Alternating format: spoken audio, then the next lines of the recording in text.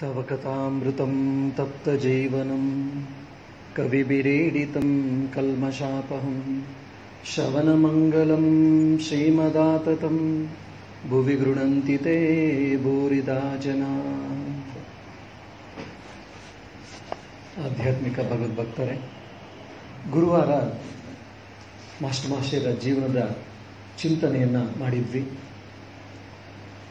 ತುಂಬ ಸೊಗಸಾಗಿ ಪ್ರಾಯಶಃ ಆಧ್ಯಾತ್ಮಿಕ ಸಾಧಕರಿಗೆ, ಭಕ್ತರಿಗೆ, ಗೃಹಸ್ಥಾಶ್ರಮವನ್ನು ನಡೆಸ್ತಿರುವಂಥ ಎಲ್ಲ ಭಕ್ತರಿಗೂ ಸಾಮಾನ್ಯವಾಗಿರುವಂಥ ಎಲ್ಲ ಪ್ರಶ್ನೆಗಳನ್ನು ಕೂಡ ಮಾಸ್ಟರ್ ಒಂದೊಂದಾಗಿ ಕೇಳ್ತಾರೆ. ಭಗವಂತನ ಸಾಕ್ಷಾತ್ಕಾರ ಪಡೀಲಿಕ್ಕೆ ಸಾಧ್ಯವೇ ಸಂಸಾರದಲ್ಲಿದ್ದು ಅಂತ? ಸಾಧ್ಯ ಅಂತ ಶ್ರೀರಾಮಕೃಷ್ಣರು ಹೇಳ್ತಾರೆ. ಮಾಡಬೇಕಾದ್ರೆ ಏನು ಮಾಡಬೇಕು ಅಂತ ಹೇಳಿದಾಗ 3 ವಿಷಯವನ್ನು ಹೇಳಿದ್ರು. ಒಂದು, ಸತ್ಸಂಗವನ್ನು ಮಾಡ್ತಾ ಇರಬೇಕು. ಎರಡನೇದು, ನಾಮಗುಣ ಸಂಕೀರ್ತನೆಯನ್ನು ಸರ್ವದಾ ಮಾಡ್ತಾ ಇರಬೇಕು. ಮೂರನೇದು, ಏಕಾಂತವಾಸ, ಸಾಧ್ಯವಾದಾಗೆಲ್ಲ ಏಕಾಂತವಾಸವನ್ನು ಮಾಡ್ತಾ ಇರಬೇಕು ಅನ್ನುವಂಥದ್ದನ್ನೆಲ್ಲ ಹೇಳಿದ್ರು. ಭಗವಂತನ ಕೃಪೆಯಿಂದ, ಗುರುವಿನ ಕೃಪೆಯಿಂದ ಆತ್ಮಹತ್ಯೆಯನ್ನು ಮಾಡಿಕೊಳ್ಬೇಕಾದಂಥ ಮಾಸ್ಟರ್ ಈಗ ಆತ್ಮಚಿಂತನೆಯನ್ನು ಮಾಡಿಕೊಳ್ಳಿಕ್ಕೆ ಪ್ರಾರಂಭ ಮಾಡಿದ. ಭಗವತ್ ಸಾಕ್ಷಾತ್ಕಾರ ಮಾನವನ ಗುರಿ, ಮನುಷ್ಯನ ಗುರಿ ಅಂತ ಶ್ರೀರಾಮಕೃಷ್ಣರು ಹೇಳಿದ್ದಾರೆ. ಹಾಗಾಗಿ ನಾನು ಹೇಗೆ ಭಗವತ್ ಸಾಕ್ಷಾತ್ಕಾರನ ಮಾಡಿಕೊಳ್ಬೇಕು ಅಂತ ಆಲೋಚನೆಯನ್ನ ಮಾಡಲಿಕ್ಕೆ ಪ್ರಾರಂಭ ಮಾಡಿದ್ದಾನೆ. ಚಿಂತೆಯಿಂದ ಚಿಂತನೆಯನ್ನ ಮಾಡಲಿಕ್ಕೆ ಪ್ರಾರಂಭ ಮಾಡಿದ. ಅದು ಕೂಡ ನಾವೆಷ್ಟೋ ಬಾರಿ ವಿಷಯ ತಿಳಿದು ಸಾಧನೆಯನ್ನ ಮಾಡಲಿಕ್ಕೆ ಪ್ರಾರಂಭ ಮಾಡಿದಾಗ ಹಲವಾರು ಬಾರಿ ನಮಗೆ ಚಿಂತೆ ಕಾಡ್ತಾ ಇರುತ್ತೆ. ಹಳೆಯ ಸಂಸ್ಕಾರಗಳು ಬಂದು ಹಳೆಯ ಸಂಸ್ಕಾರ ನಮ್ಮಲ್ಲಿ ಎದ್ದು ನಮ್ಮನ್ನ ಕಷ್ಟಕ್ಕೆ ಈಡು ಮಾಡ್ತಾ ಇರುತ್ತೆ. ಅದೇ ರೀತಿ ಮಾಸ್ಟರ್ ಮಹಾಶಯನಿಗೂ ಕೂಡ ಸಂಸಾರದ ಕೆಲವು ಬೇಗೆಗಳು ಕಷ್ಟಕ್ಕೆ ಈಡು ಮಾಡಿದಾಗ ಸಪ್ಪೆ ಮೋರೆ ಹಾಕೊಂಡು ಶ್ರೀರಾಮಕೃಷ್ಣ ಹತ್ರ ಬಂದಾಗ ಶ್ರೀರಾಮಕೃಷ್ಣ ಖಾತ್ರಿಯಾಗಿ ಹೇಳ್ತಾರೆ, ನಿನ್ಗೆ ಗುರು ಸಿಕ್ಕಿದ್ದಾನೆ, ಗುರು ನಿನ್ನ ಜವಾಬ್ದಾರಿಯನ್ನು ಪಡ್ಕೊಂಡಿದ್ದಾನೆ, ನೀನ್ಯಾಕೆ ಯೋಚನೆ ಮಾಡಬೇಕು ಅಂತ ಹೇಳಿ. ಸೊ ಗುರುವಿನ ಮಹತ್ವವನ್ನ ಇಲ್ಲಿ ಶ್ರೀರಾಮಕೃಷ್ಣ ತುಂಬಾ ಚೆನ್ನಾಗಿ ಸ್ವಾರಸ್ಯವಾಗಿ ಹೇಳಿದ್ರು. ಮತ್ತೆ ಶ್ರೀರಾಮಕೃಷ್ಣ ಹೇಳ್ತಿದ್ದಾರೆ, ನಾನು ನಿನ್ನ ಹಿಡ್ಕೊಂಡಿದ್ದೇನೆ, ನಿನ್ನ ಸಂಪೂರ್ಣ ಜವಾಬ್ದಾರಿ ನಾನು ಸ್ವೀಕರಿಸಿದ್ದೇನೆ, ಸೊ ನಿನಗೆ ಯಾಕೆ ಇನ್ನ ಚಿಂತೆ ಅಂತ ಹೇಳಿ. ಅದನ್ನೇ ಶ್ರೀರಾಮಕೃಷ್ಣರು ತುಂಬಾ ಚೆನ್ನಾಗಿ ನಿನಗೆ ಗುರುಬಲ ಪ್ರಾಪ್ತವಾಗಿ ಬಿಟ್ಟಿದೆ ಅಂತ ಒಂದು ಮಾತಲ್ಲಿ ಹೇಳ್ತಾರೆ. ಮಾಸ್ಟರ್ ಮಹಾಶಯ ಪ್ರತಿನಿತ್ಯ ದಿನಚರಿ ಬರಿತಾ ಇದ್ದು ನಾವು ನೋಡಿದ್ದೀವಿ. ಯಾವಾಗ ಶ್ರೀರಾಮಕೃಷ್ಣರ ಸಂಪರ್ಕಕ್ಕೆ ಬಂದನೋ, ಒಂದೆರಡು ಬಾರಿ ಶ್ರೀರಾಮಕೃಷ್ಣರನ್ನ ಸಂದರ್ಶಿಸಿದ ಮೇಲೆ ಆ ದಿನಚರಿಯಲ್ಲಿ ಜೈ ಗುರುದೇವ ಅಂತ ಬರಿತಾ ಶ್ರೀ ಗುರುವಿನ ಚರಣಗಳೇ ನಮಗೆ ಆಶ್ರಯ, ನನಗೆ ಆಶ್ರಯ ಅಂತ ಹೇಳಿ ಪ್ರಾರಂಭದಲ್ಲಿ ಬರೆದು ಆಮೇಲೆ ಅವನ ದಿನಚರಿ ಏನೆಲ್ಲ ಆಯಿತು ಅಂತ ಬರೀತಾನೆ. ಸೊ ಆ ಗುರುವಿನ ಕೃಪೆಯಿಂದ ಅವನ ಮನ ಪರಿವರ್ತನೆ ಹೇಗಾಯಿತು ಅನ್ನೋದು ನಮಗೆ ಇಲ್ಲಿ ಗೊತ್ತಾಗುತ್ತೆ. ನಾವೆಷ್ಟೇ ಬುದ್ಧಿವಂತರಿರ್ಬಹುದು, ಜೀವನದಲ್ಲಿ ಯಶಸ್ಸನ್ನು ಸಾಧನೆ ಮಾಡಿರ್ಬೋದು, ಅವೆಲ್ಲವೂ ಸಾಧ್ಯ. ಆದರೆ ಆಧ್ಯಾತ್ಮಿಕ ಜೀವನದಲ್ಲಿ, ಆಂತರಿಕ ಜೀವನದಲ್ಲಿ ನಾವು ಮುನ್ನುಗ್ಗಬೇಕು ಅಂದ್ರೆ, ಮುಂದೆ ಸಾಗಬೇಕಂದ್ರೆ ಗುರು ನಮಗೆ ಬೇಕೇ ಬೇಕು. ಬೆರಳೆಣಿಕೆಯ ವ್ಯಕ್ತಿಗಳು ಮಾತ್ರ ನಮಗೆ ಸಿಗ್ತಾರೆ ಜಗತ್ತಿನಲ್ಲಿ.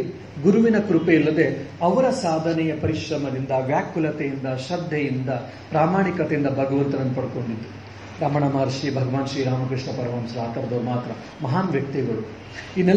ನಾವೆಲ್ಲರೂ ಕೂಡ ಭಗವಂತನ ಕೃಪೆಗೆ ಮತ್ತು ಗುರುವಿನ ಕೃಪೆ ಇದ್ದಾಗ ಮಾತ್ರ ನಾವು ಭಗವಂತನ ಪಡೀಲಿಕ್ಕೆ ಸಾಧ್ಯ. ಶ್ರೀರಾಮಕೃಷ್ಣರು ಈ ಮಾಸ್ಟರ್ ಮಹಾಶಯನನ್ನ ಮಾಸ್ಟರ್ ಅಂತ ಯಾವಾಗಲೂ ಸಂಬೋಧನೆ ಮಾಡ್ತಾ ಇದ್ರು. ಅವರವರ ಹೆಸರನ್ನ ಇಟ್ಟು ಕರೆಯೋದನ್ನ ಸಾಮಾನ್ಯವಾಗಿ ನಾವೆಲ್ಲ ನೋಡ್ತೀವಿ, ಅವರ ಭಕ್ತರನ್ನ, ಶಿಷ್ಯರನ್ನ. ಆಶ್ಚರ್ಯ ಅಂದ್ರೆ ಮಹೇಂದ್ರನಾಥ್ ಗುಪ್ತನನ್ನ ಮಹೇಂದ್ರ ಇಲ್ಲ ಗುಪ್ತ, ಮಹೇಂದ್ರನಾಥ ಅಂತ ಕರಿಬೋದಿತ್ತು, ಆದ್ರೆ ಮಾಸ್ಟರ್ ಅಂತ ಕರೀತಾ ಇದ್ದಿದ್ರು ಶ್ರೀರಾಮಕೃಷ್ಣರು. ಹಾಗಾಗಿ ಅವ್ರಿಗೆ ಮಾಸ್ಟರ್ ಅಂತವೇ ಹೆಸರಾಗಿ ಎಲ್ಲ ಭಕ್ತ ವೃಂದದಲ್ಲಿ ಮಾಸ್ಟರ್ ಮಹಾಶಯ ಅಂತವೇ ಅವರ ಹೆಸರಾಗೋಯ್ತು. ಯಾಕೆ ಮಾಸ್ಟರ್ ಅಂತ ಕರೆದ್ರು ಶ್ರೀರಾಮಕೃಷ್ಣ? ಒಂದು ಸ್ವಲ್ಪ ಆಲೋಚನೆ ಮಾಡಿದ್ರೆ ಪ್ರಾಯಶಃ ಮಾಸ್ಟರ್ ಅಂದ್ರೆ ಪಾರಂಗತ, ಪ್ರವೀಣ. ಯಾವುದರಲ್ಲಿ? ಆಂತರಿಕ ಜೀವನದಲ್ಲಿ ಇವನು ಪಾರಂಗತನಾಗ್ಬಿಟ್ಟ. ಭಗವಂತನ ಕೃಪೆಗೆ, ಗುರುವಿನ ಕೃಪೆಗೆ ಪಾತ್ರನಾಗಿ ಆಂತರಿಕ ಜೀವನದಲ್ಲಿ, ಆಂತರಿಕ ಸಾಮ್ರಾಜ್ಯದಲ್ಲಿ ಪ್ರಾವೀಣ್ಯತೆಯನ್ನು ಪಡೆದು ಆತ್ಮಹತ್ಯೆಯಿಂದ ಆತ್ಮಚಿಂತನೆಯನ್ನು ಮಾಡಿಕೊಳ್ಳುವ ಪ್ರಾವೀಣ್ಯತೆಯನ್ನು ಪಡೆದ ಪಾರಂಗತನಾದ, ಭಗವಂತನ ಕೃಪೆಗೆ ಪಾತ್ರನಾದ. ಹಾಗಾಗಿ ಇವನನ್ನ ಪ್ರಾಯಶಃ ಈ ನಿಟ್ಟಿನಿಂದ, ಈ ದೃಷ್ಟಿಕೋನದಿಂದ ಇವನನ್ನ ಮಾಸ್ಟರ್ ಅಂತ ಕರೀತಾ ಇದ್ರು ಅಂತ ಕಾಣ್ತದೆ.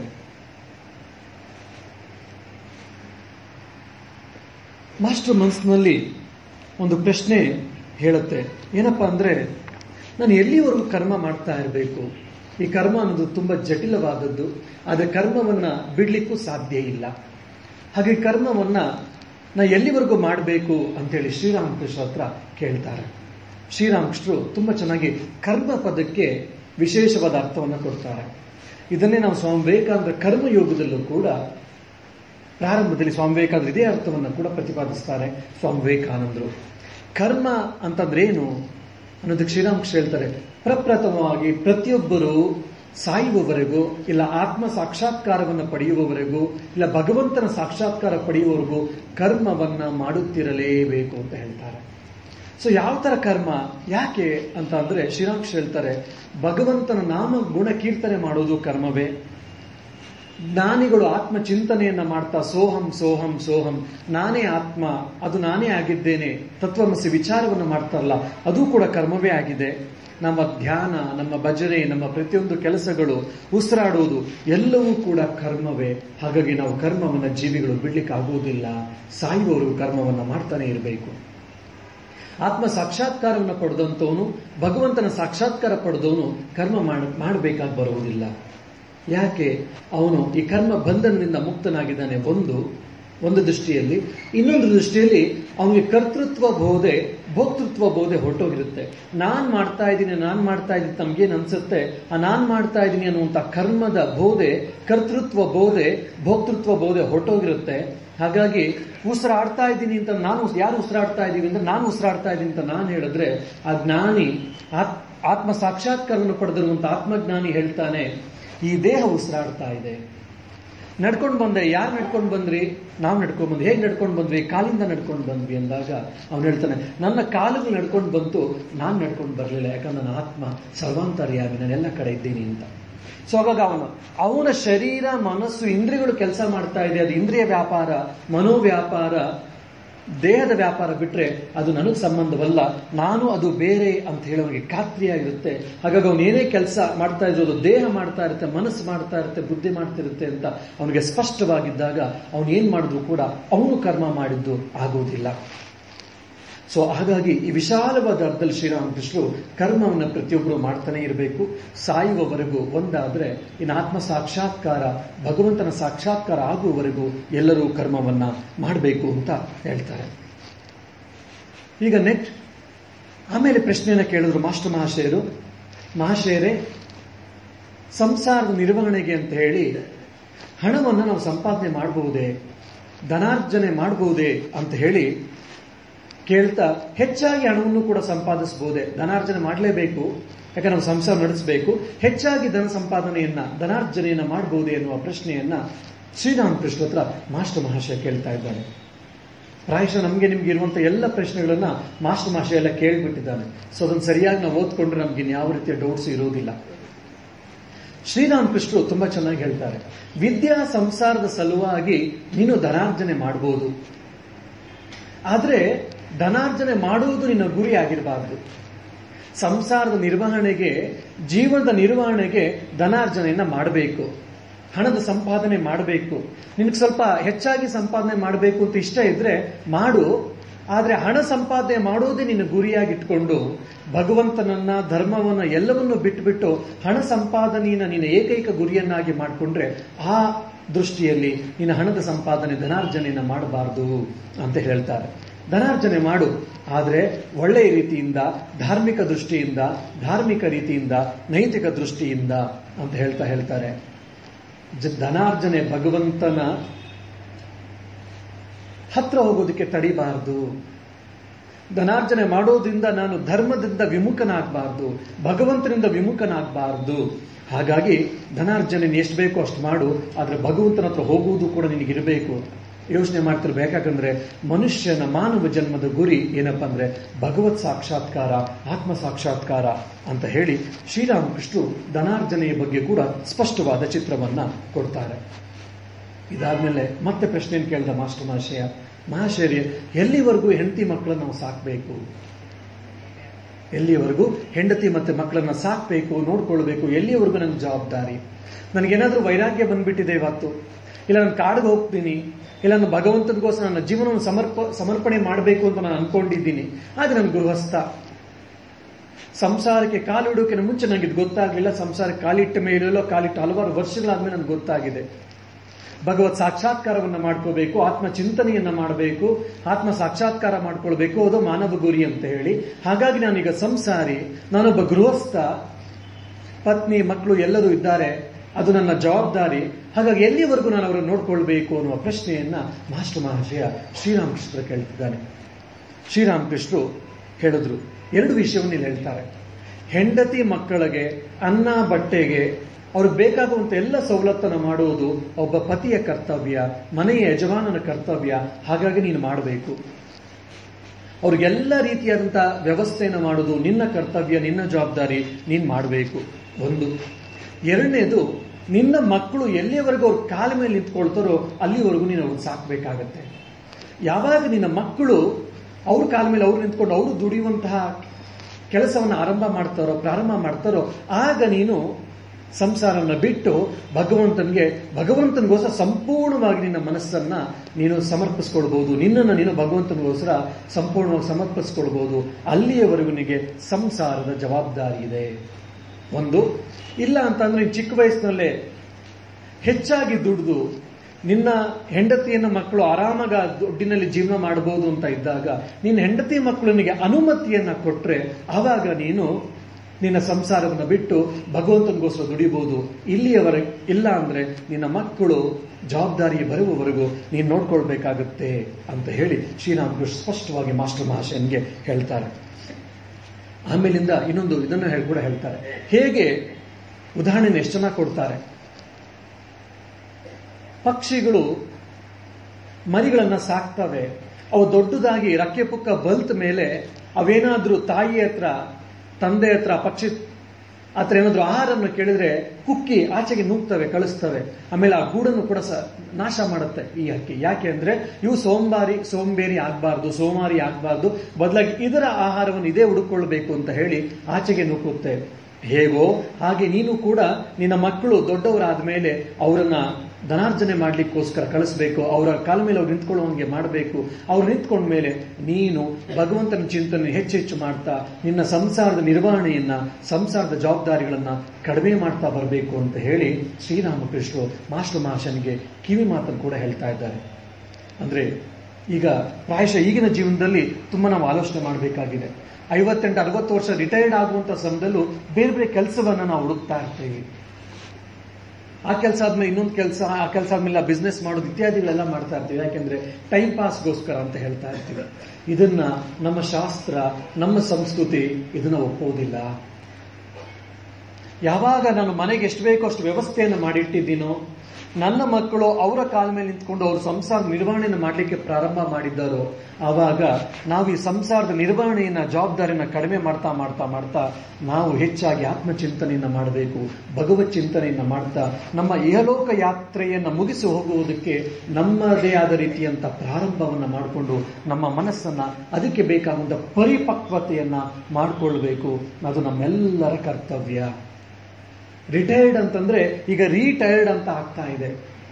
57-58 ವರ್ಷ ಆಗಿದೆ, ಇನ್ನೂ ನಾನು ಗಟ್ಟಿಮುಟ್ಟಿ ಇರುವವರೆಗೂ ನನ್ನ ತಾಕತ್ತಿರೋದು ಇನ್ನೊಂದಷ್ಟು ದುಡಿಯೋಣ, ಇನ್ನೊಂದಷ್ಟು ಮನೇನ್ ಮಾಡೋಣ, ಇನ್ನೊಂದಷ್ಟು ಸಂಪಾದನೆ ಮಾಡೋಣ ಅನ್ನುವಂತಹ ಆಲೋಚನೆ ಬರ್ತಾ ಇದೆ ಇವತ್ತಿನ ಜಗತ್ತಿನಲ್ಲಿ. ತುಂಬಾ ಅವಶ್ಯಕವಾಗಿದ್ರೆ ಮಾಡಬಹುದು, ಆದ್ರೆ ಅವಶ್ಯಕ ಇಲ್ಲಾಂದ್ರೆ ಹೆಚ್ಚೆಚ್ಚು ಹಣ ದುಡಿಬೇಕು ಅನ್ನುವಂತ ಕೇವಲ ಆಸೆಗೋಸ್ಕರ ದುಡಿಯೋದು ತಪ್ಪು ಅಂತ ಹೇಳಿ ನಮ್ಮ ಶಾಸ್ತ್ರಗಳು ಹೇಳುತ್ತೆ. ಹಣದಿಂದ ನನ್ಗೆ ಹಾಸಿಗೆ ಸಿಗುತ್ತೆ, ಆದ್ರೆ ನಿದ್ರೆ ಸಿಗೋಲ್ಲ. ಹಣದಿಂದ ಆಹಾರ ಸಿಗುತ್ತೆ, ಆದ್ರೆ ಹೊಟ್ಟೆ ಹಸಿವು ಸಿಗೋಲ್ಲ. ಹಣದಿಂದ ಹಲವಾರು ವಸ್ತುಗಳನ್ನು ಕೊಂಡ್ಕೊಳ್ಬಹುದು, ಆದ್ರೆ ನೆಮ್ಮದಿ ಸಿಗುತ್ತೆ ಅನ್ನುವಂತಹ ಖಾತ್ರಿ ಇಲ್ಲ. ಹಣ ನಮಗೆ ಬೇಕೇ ಬೇಕು ಜೀವನದಲ್ಲಿ, ಆದ್ರೆ ಹಣವೇ ಸರ್ವಸ್ವ ಅಲ್ಲ ಅನ್ನುವಂಥದ್ದನ್ನ ನಾವು ಮರಿಬಾರದು.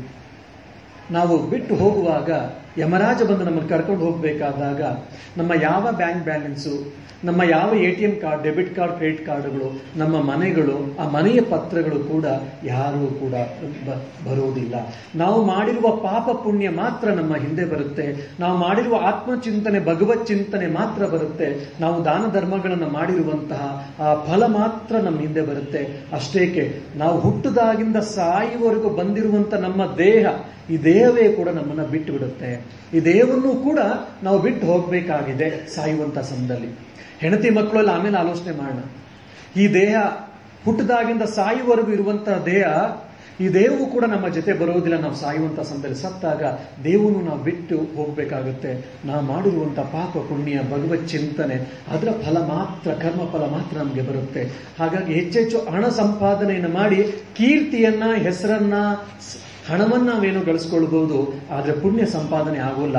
ನಮ್ಮ ಮುಂದಿನ ಜನ್ಮಗಳಿಗೆ ಬೇಕಾಗುವಂತ ಬುದ್ಧಿ ಅಂತ ನಾವೇನು ಹೇಳ್ತೀವಲ್ಲ, ಆಫೀಸ್ಗೆ ಹೋಗ್ಬೇಕಾದ್ರೆ ನೀವೆಲ್ಲ ಕ್ಯಾರಿ ಬ್ಯಾಗ್ ತೆಗೆದುಕೊಂಡು ಲಂಚ್ ಬಾಕ್ಸ್ ತೆಗೆದುಕೊಂಡು ಹೋಗ್ತಿರಲ್ಲ, ಅದೇ ತರ ನಮ್ಮ ಜೀವಾತ್ಮಕ್ಕೆ ಮುಂದಿನ ಜನ್ಮಗಳಿಗೆ ಬೇಕಾಗುವಂತಹ, ಒಳ್ಳೆ ಪುನರ್ಜನ್ಮಕ್ಕೆ ಬೇಕಾಗುವಂತಹ ಆ ಬುದ್ಧಿ ಏನಿದೆ, ಆ ಪಾಪ ಪುಣ್ಯ ಅದನ್ನ ಮಾಡ್ಕೊಳ್ಬೇಕಂದ್ರೆ ಒಳ್ಳೆಯ ಜೀವನವನ್ನ ನಡೆಸ್ತಾ, ಧಾರ್ಮಿಕ ಜೀವನ, ಆಧ್ಯಾತ್ಮಿಕ ಜೀವನ ನಡೆಸ್ತಾ, ಹೆಚ್ಚಾಗಿ ಮನೆಯ ಜವಾಬ್ದಾರಿ ನಮ್ಮ ಮಕ್ಕಳು ಸರಿಯಾದ ವಯಸ್ಸಿಗೆ ಬಂದಾಗ ಅವರಿಗೆ ಕೊಟ್ಟು ನಾವು ಹೆಚ್ಚೆಚ್ಚು ಭಗವಂತನ ಕಡೆ ತಿರುಗಬೇಕು. ಇಲ್ಲಾಂದ್ರೆ ಜೀವನದಲ್ಲಿ ದೊಡ್ಡ ತಪ್ಪನ್ನ ಮಾಡ್ತೀವಿ ಅಂತ ವೃದ್ಧಾಪ್ಯದಲ್ಲಿ ಅನುಭವಿಸ್ತೀವಿ ಪ್ರಾಯಶಃ. ಇದನ್ನೇ ಶ್ರೀರಾಮಕೃಷ್ಣ ಕೂಡ ಹೇಳ್ತಾರೆ. ಇಷ್ಟೆಲ್ಲ ಆದ್ಮೇಲೆ ಆ ಅಕ್ಕನ ಮನೆಯಲ್ಲೇ ಇದ್ದ ಮಾಸ್ಟರ್ ಮಹಾಶಯ, ಅವರ ಮಾಸ್ಟರ್ ಮಹಾಶಯ ತಂದೆ ಬಂದು, ಸಾಕು ಬಾರಪ್ಪ ನೀನು ನಮ್ಮ ಮನೆಗೆ ಬಾ ಅಂತೇಳಿ ಮಾಸ್ಟರ್ ಮಹಾಶಯನ್ನ, ಅವರ ಹೆಂಡತಿಯನ್ನ, ಮಕ್ಕಳನ್ನ ಅವ್ರ ಮನೆಗೆ ಕರ್ಕೊಂಡು ಹೋದ್ರು. ತಾಯಿಯ ತಂದೆಯ ಮನೆಗೆ. ಅವಿಭಕ್ತ ಕುಟುಂಬವಾಗಿತ್ತು. ಮಾಸ್ಟರ್ ಮಹಾಶಯನೋ ಒಬ್ಬ ಭಕ್ತ, ಒಬ್ಬ ಜ್ಞಾನಿ ಆಗ್ತಾ ಇದ್ದಾನೆ. ಆಧ್ಯಾತ್ಮಿಕ ಪ್ರವೃತ್ತಿ ಇತ್ತು ಇವನಿಗೆ. ಆದ್ರೆ ಇವನ ಅಣ್ಣ ತಮ್ಮಂದ್ರಿಗೆ ಅವ್ರಿಗೆ ಯಾರಿಗೂ ಈ ಪ್ರವೃತ್ತಿ ಇರಲಿಲ್ಲ. ಅದು ಸಾಲದು ಅಂತ ಇವ್ರ ತಂದೆ ಯಾವಾಗ್ಲೂ ಇವನು ದೊಡ್ಡವನಾದ್ರಿಂದ ಹಣವನ್ನು ಸಂಪಾದನೆ ಮಾಡಬೇಕು, ನೀನು ಜಾಸ್ತಿ ಹಣವನ್ನು ತರಬೇಕು ಅಂತೇಳಿ ಯಾವಾಗ್ಲೂ ಕೂಡ ಇವನ ಮೇಲೆ ಹೆಚ್ಚು ಭಾರವನ್ನು ಹಾಕ್ತಾ ಇದ್ದ. ಚುಚ್ಚಿ ಕೂಡ ಮಾತಾಡ್ತಿದ್ದ. ಹೋಗಿ ಕೆಲವೇ ದಿವಸ ಆದ್ಮೇಲೆ ಮತ್ತೆ ಆ ಸಂಸಾರದಲ್ಲಿ ವಿರಸ ಮತ್ತೆ ಪ್ರಾರಂಭ ಆಯಿತು. ಮತ್ತೆ ಅಣ್ಣ ತಮ್ಮಂದ್ರು, ಅಕ್ಕ ನಾದಿನಿಗಳು, ಇಲ್ಲ ಅವರ ಅಣ್ಣ ತಮ್ಮಂದ್ರೆ, ಅವ್ರ ಹೆಂಡತಿಗಳು ಏನಿರ್ತಾರಲ್ಲ ಅವ್ರಗಳಿಗೆಲ್ಲ ಗಲಾಟೆ ಕಿತ್ತಾಟಗಳು ಮತ್ತೆ ಪ್ರಾರಂಭ ಆಯಿತು. ಆವಾಗ ಮಾಸ್ಟರ್ ಮಾಸ್ಟರ್ ಹೇಳ್ತಾನೆ ತಂದೆ ಹತ್ರ, ಇನ್ನೂ ನನ್ನ ಕೈಯಲ್ಲಿ ಆಗ್ತಾ ಇಲ್ಲ, ಹಾಗಾಗಿ ನಾನು ಬೇರೆ ಮನೆ ಮಾಡಬೇಕಾಗುತ್ತೆ ಎಲ್ಲರೂ ಆನಂದವಾಗಿರ್ಲಿಕ್ಕೆ ಅಂತ ಹೇಳಿ, ಆನಂದವಾಗಿರ್ಬೇಕು ಅಂತ ಹೇಳಿ ಒಂದು ಚಿಕ್ಕ ಮನೆಯನ್ನ, ಬಾಡಿಗೆ ಮನೆಯನ್ನು ತೆಗೆದುಕೊಂಡು ಅವನು ತಂದೆ ತಾಯಿಯನ್ನ ಬಿಟ್ಟು ಹೋಗ್ತಾನೆ. ಆದ್ರೆ ಯಾವಾಗ ಸಾಧ್ಯವೋ ಅವಾಗೆಲ್ಲ ಬರ್ತಾ ಇರ್ತಾನೆ. ಮತ್ತೆ ತಿಂಗಳು ಎಷ್ಟು ಸಾಧ್ಯವೋ ಅಷ್ಟು ಹಣವನ್ನು ಕೂಡ ತಂದೆಗೆ ಕೊಡ್ತಾ ಇರ್ತಾನೆ. ಸಮಯ ಸಿಕ್ಕಾಗೆಲ್ಲ ಶ್ರೀರಾಮಕೃಷ್ಣ ಹತ್ರ ಬಂದು ಶ್ರೀರಾಮಕೃಷ್ಣ ಸತ್ಸಂಗದಲ್ಲಿ ಪಾಲ್ಗೊಂಡು ಅವರ ಉಪದೇಶಾಮೃತವನ್ನ ಕೇಳ್ಕೊಂಡು ಹೋಗ್ತಾ ಇದ್ದ. ಶ್ರೀರಾಮಕೃಷ್ಣ ಇದ್ದದ್ದು ದಕ್ಷಿಣೇಶ್ವರದಲ್ಲಿ, ಇವನಿದ್ದು ಬಾರಾನಗರದ ಇನ್ನೂ ಸ್ವಲ್ಪ ದೂರದಲ್ಲಿ. ಕಲ್ಕತ್ತಾಗೆ ಯಾರು ಹೋಗಿರ್ತೀರೋ ಹೆಚ್ಚು ಕಡಿಮೆ ಬಾರಾನಗರ ಮಠ ಅವೆಲ್ಲ ನೋಡಿರ್ತೀರೋ ಅವ್ರಿಗೆ ಅರ್ಥ ಆಗುತ್ತೆ. ಬಾರಾನಗರದಿಂದ ಇನ್ನೂ ಸ್ವಲ್ಪ ದೂರದಲ್ಲಿ. ಸೊ ಆಗಿನ ಕಾಲದಲ್ಲಿ ಈ ರೀತಿಯಾದ ವೆಹಿಕಲ್ಸ್ ಯಾವುದೂ ಇರಲಿಲ್ಲ. ಒಂದು ಅವರು ದೋಣಿಯಿಂದ ಬರಬೇಕಾಗಿತ್ತು, ಬಾರಾನಗರವರೆಗೂ ಬಂದು ಸ್ವಲ್ಪ ಮುಂದಕ್ಕೆ ದೋಣಿಯ ಮೂಲಕ ದಕ್ಷಿಣೇಶ್ವರಕ್ಕೆ ಬರಬೇಕಾಗಿತ್ತು, ಇಲ್ಲ ಜಟಕಾ ಬಂಡಿಲ್ ಬರಬೇಕಾಗಿತ್ತು, ಇಲ್ಲ ನಡ್ಕೊಂಡು ಬರಬೇಕಾಗಿತ್ತು. ಮಾಸ್ಟರ್ ಮಾಸ್ಟರ್ಗೆ ಒಂದು ಸಮಸ್ಯೆ, ನೀರು ಕಂಡ್ರೆ ತುಂಬಾ ಭಯ ಅವ್ರಿಗೆ. ಹಾಗಾಗಿ ಅವ್ರಿಗೆ ದೋಣಿಯ ಪ್ರಯಾಣ ಮಾಡ್ಲಿಕ್ಕೆ ಆಗ್ತಾ ಇರಲಿಲ್ಲ. ನದಿ, ಯಾವುದೇ ನೀರು ನೋಡಿದ್ರೆ ಸಾಕು ಅವ್ರಿಗೆ ಹೆದರಿಕೆ ಆಗ್ತಾ ಇತ್ತು. ಹಾಗಾಗಿ ಅವ್ರು ದೋಣಿಲಿ ಬರ್ತಾ ಇರಲಿಲ್ಲ. ಅವ್ರಿಗಿದ್ದಿದ್ದೀನಿ ಎರಡೇ, ಒಂದು ನಡ್ಕೊಂಡು ಇಲ್ಲ ಜಟ್ಕಾ ಬಂಡಿಲಿ. ಬಾರಾನಗರದಿಂದ ದೂರ ಇದ್ದಂತ ಇವ್ರ ಮನೆ, ಅಲ್ಲಿನಿಂದ ದಕ್ಷಿಣೇಶ್ವರಕ್ಕೆ ಬರ್ಲಿಕ್ಕೆ ಹಲವಾರು ಜಟಕಾ ಬಂಡಿಗಳು ಒಪ್ತಾ ಇರಲಿಲ್ಲ. ಯಾಕಂದ್ರೆ ಹೆಚ್ಚು ಕಡಿಮೆ ಊರಿನ ಹೊರಗಡೆ ಇತ್ತು ಆಗಿನ ಕಾಲದಲ್ಲಿ ದಕ್ಷಿಣೇಶ್ವರ. ಹಾಗಾಗಿ ಬಂದ್ರೆ ಜಟ್ಕಾ ಬಂಡಿಗಳಿಗೆ ಮತ್ತೆ ಅವ್ರಿಗೆ ಬಾಡಿಗೆಗಳು ಸಿಗ್ತಾ ಇರಲಿಲ್ಲ. ಹಲವಾರು ಬಾರಿ ಖಾಲಿ ಹೋಗ್ಬೇಕಾಗ್ತಾ ಇತ್ತು. 8 ಮೈಲಿ ಅವ್ರು ದೂರ ಬರಬೇಕಾಗಿತ್ತು ಅವ್ರ ಮನೆಯಿಂದ ದಕ್ಷಿಣೇಶ್ವರಕ್ಕೆ. ಕೆಲವು ಬಾರಿ ಜಟ್ಕಾ ಬಂಡಿ ಸಿಗ್ತಾ ಇತ್ತು, ಕೆಲವು ಬಾರಿ ಸಿಗ್ತಿರ್ಲಿಲ್ಲ. ಇನ್ನು ಕೆಲವು ಬಾರಿ 2, 3, 4 ಮೈಲಿ ನಡ್ಕೊಂಡು ಬಂದ ಮೇಲೆ ಜಟ್ಕಾ ಬಂಡಿ ಸಿಗ್ತಾ ಇತ್ತು. ಇನ್ ಕೆಲವು ಬಾರಿ ದಕ್ಷಿಣೇಶ್ವರದಿಂದ 10ಕ್ಕೆ ಮಾತ್ರ ಸ್ವಲ್ಪ ಸಿಗ್ತಾ ಇತ್ತು, ಇನ್ನು ಸಿಗ್ತಾನೆ ಇರಲಿಲ್ಲ. ಇನ್ ಕೆಲವು ಬಾರಿ ಸಿಗ್ತಾನೆ ಇರಲಿಲ್ಲ. ಹಾಗಾಗಿ 8 ಮೈಲಿ ಅವರ ಮನೆಯಿಂದ ದಕ್ಷಿಣೇಶ್ವರ ನಡ್ಕೊಂಡು ಬರ್ತಾ ಇದ್ರು.